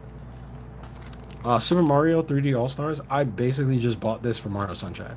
I just wanted to play through Mario Sunshine because I was like, I really like Mario Sunshine, but is that just a lie? And I don't really like Mario Sunshine, but I love Mario Sunshine. Super Monkey Ball Mania. Okay. Apparently a lot of people hate this game because it's not like the original. Like it has a lot of issues. But when I played this game, it didn't feel like it had issues. But then again, I never played the original, so I don't know. This is my first Super Monkey Ball game ever. So, Super Mario 3D World and Bowser's Fury. I'm gonna give it to you straight. I don't like this game, but this Bowser's Fury mode is really good. It is really good. And because it has 2 different games on it, I'm pretty sure that this is going to be the more sought after version years to come. But Bowser's Fury is a really good game. I don't really care for Super Mario 3D World. 7 Pirates H. This is just an RPG game like Neptunia, but with big boobed waifus. That's basically it. I have not played this game yet, because it's an RPG. And let me see, East Asia Shelf. Wait, who else makes this? Yeah, Idea Factory and Compile Heart. I already know I'm gonna be sitting in a 90-minute cutscene, so no. Maybe one day. Super Robot Wars 30. This game is fantastic. Oh, that's where this box was. I have the game sitting in my cabinet because I was playing it and I thought I lost the case. It's been sitting here? Huh. Well, okay. That's I found that. Taiko no Tatsujin. I have the drum set. It's up on display. This is like a rhythm game where you play drums. Um, I haven't played this yet because I'm waiting until my son gets bigger so that I can open it with him so we can play it together. So I haven't played it yet. Ononaki. This is the last game from Tokyo RPG Factory. Um, this is the part of the Trinity. You know, you got those other games I was telling you about. If you can find this game and just keep it, just hold it on hand because you're probably never going to be able to find it again. Triangle Strategy. Triangle Strategy was very disappointing. Um, I thought it was going to be. Look, you can hear it in my voice. My voice just cracked just talking about it. I thought it was going to really be like remind me of Final Fantasy Tactics, and it kind of doesn't. It just it takes too long to get to the parts where it reminds me of Final Fantasy Tactics because most of the time you're just delegating.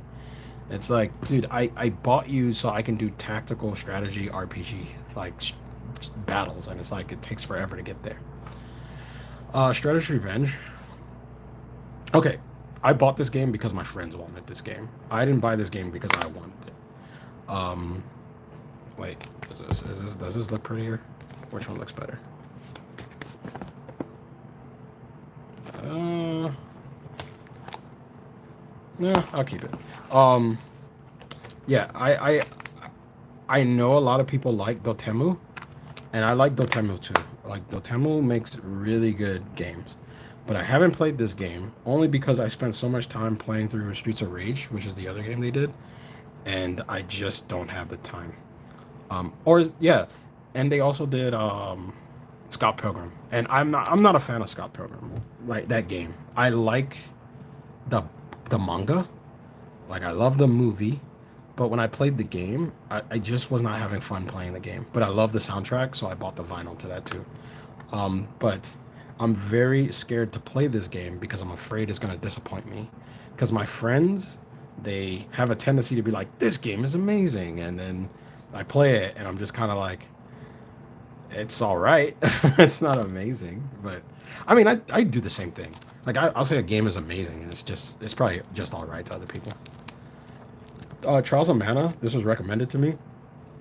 I want to play this game, but I just haven't gotten around to it. That's why it, see, this is the thing with Switch games too. Is like a lot of people have Switch games that they never even play. You just see these large collections of just red on everybody's shelves that they never open. I can't believe I've fallen into that trap. Trigger Witch is a how do okay, Trigger Witch is a really cool game where you play as a witch, but the gameplay is kind of like Zelda: A Link to the Past, but you have machine guns and shotguns, and instead of like hitting the enemies with like swords and stuff, you just murder them with shotguns. Yeah, see, no kidding. I have a ton of Switch games. Yeah, dude, like I hate the fact that I've kind of fallen into that kind of category too, where I have like all these Switch games. 'Cause I keep buying them, and then they just stay sealed. It sucks.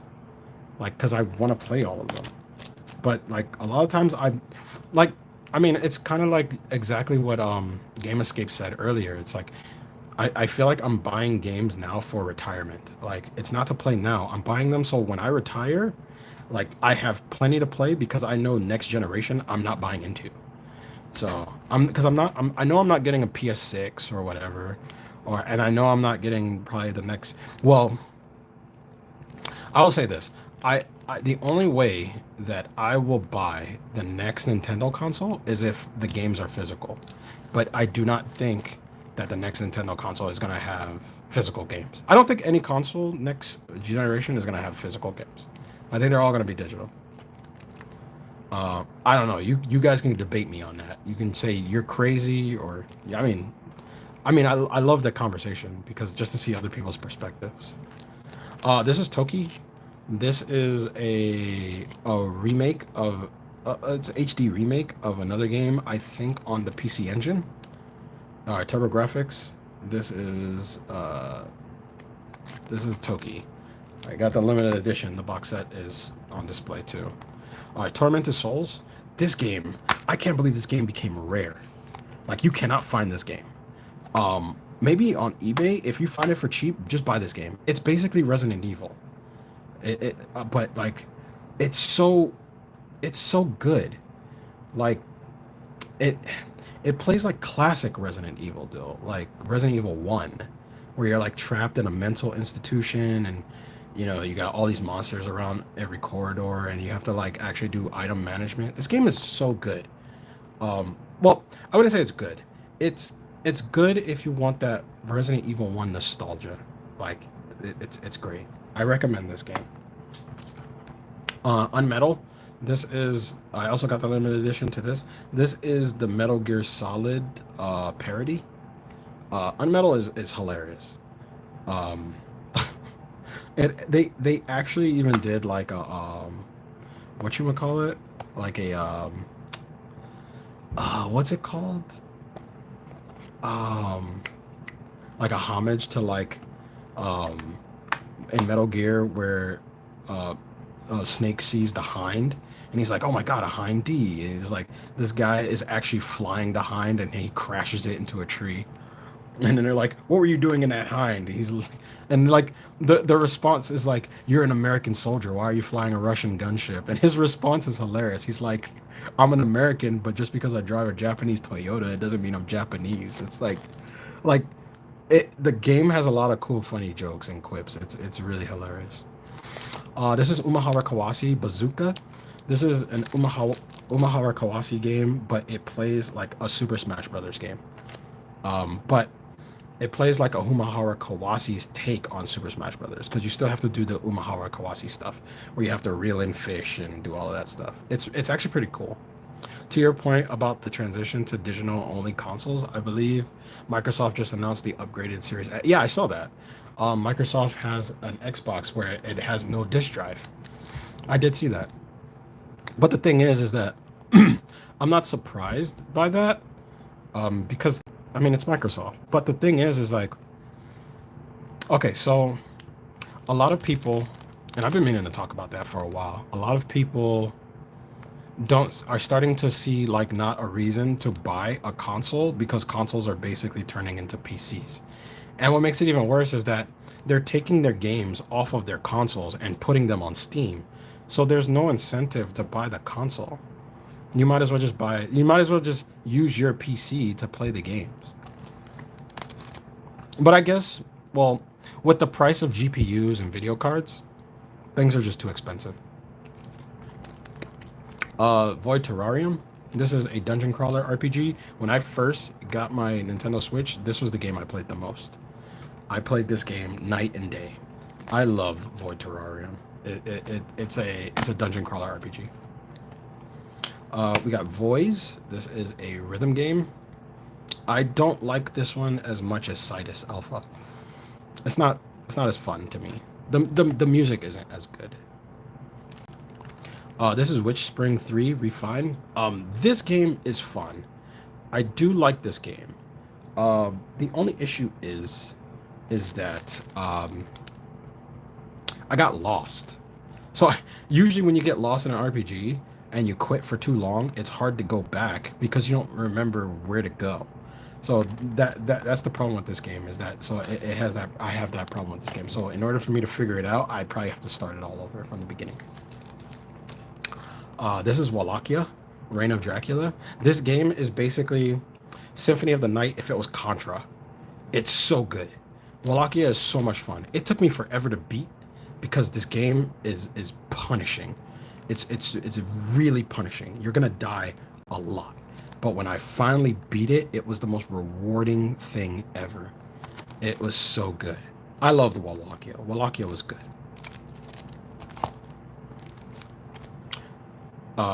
This is West of Dead. This game is good.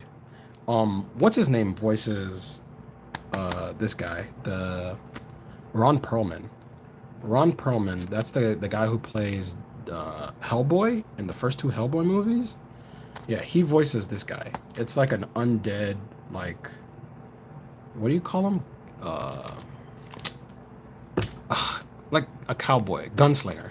He plays like an undead gunslinger, and you have to go through like all these pre-rendered dungeons to basically find your way out of purgatory. It's really fun.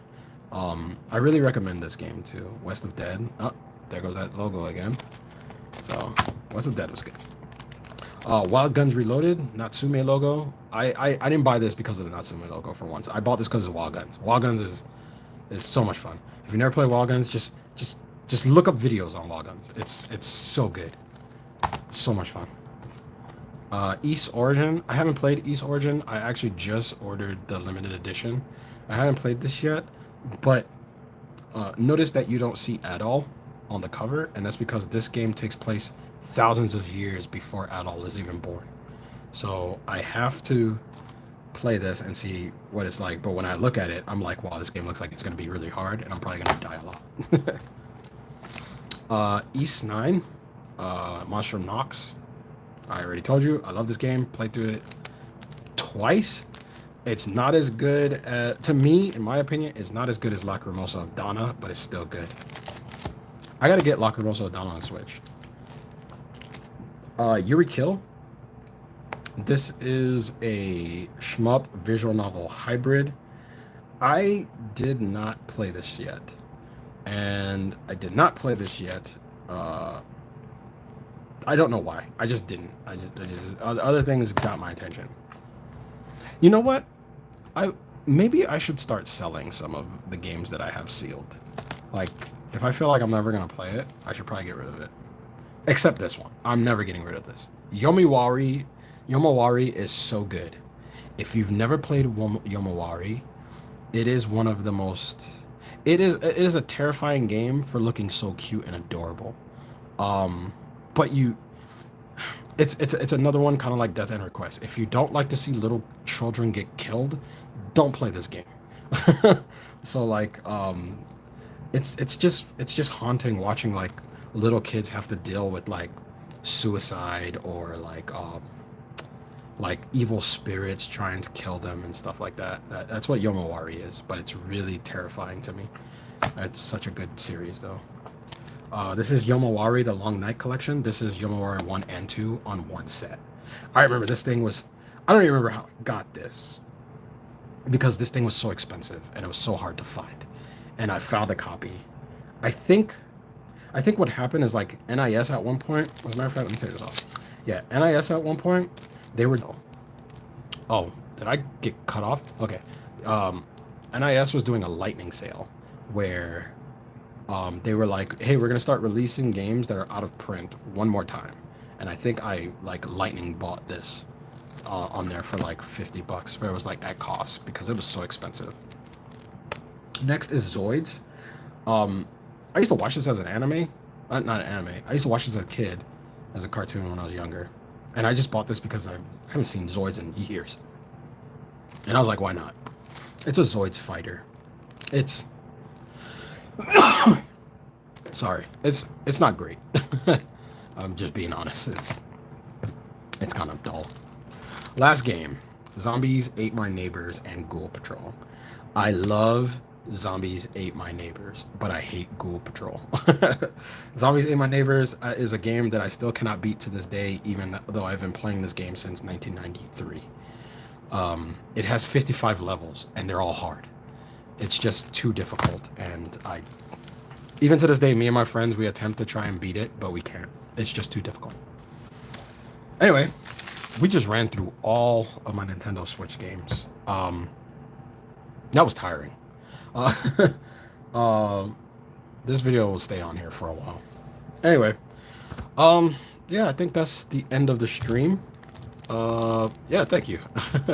That is the end. I think that's gonna be the end of the stream. Anyway, I really do appreciate you guys watching these videos because it's been hard for me to try and come back and do something for you guys. And why not do something long like this? I've never done a stream before. I've never done anything for 3 hours. That's insane. I literally had to wait until it was middle of the night to do something. So I hope you guys all enjoyed this, and hopefully the next video will be a lot shorter. It'll be like 6 minutes, 6 minutes long, full of something to talk about with cool, fun topics. Anyway, until next time, guys. You guys all sleep, be well, be safe. Peace.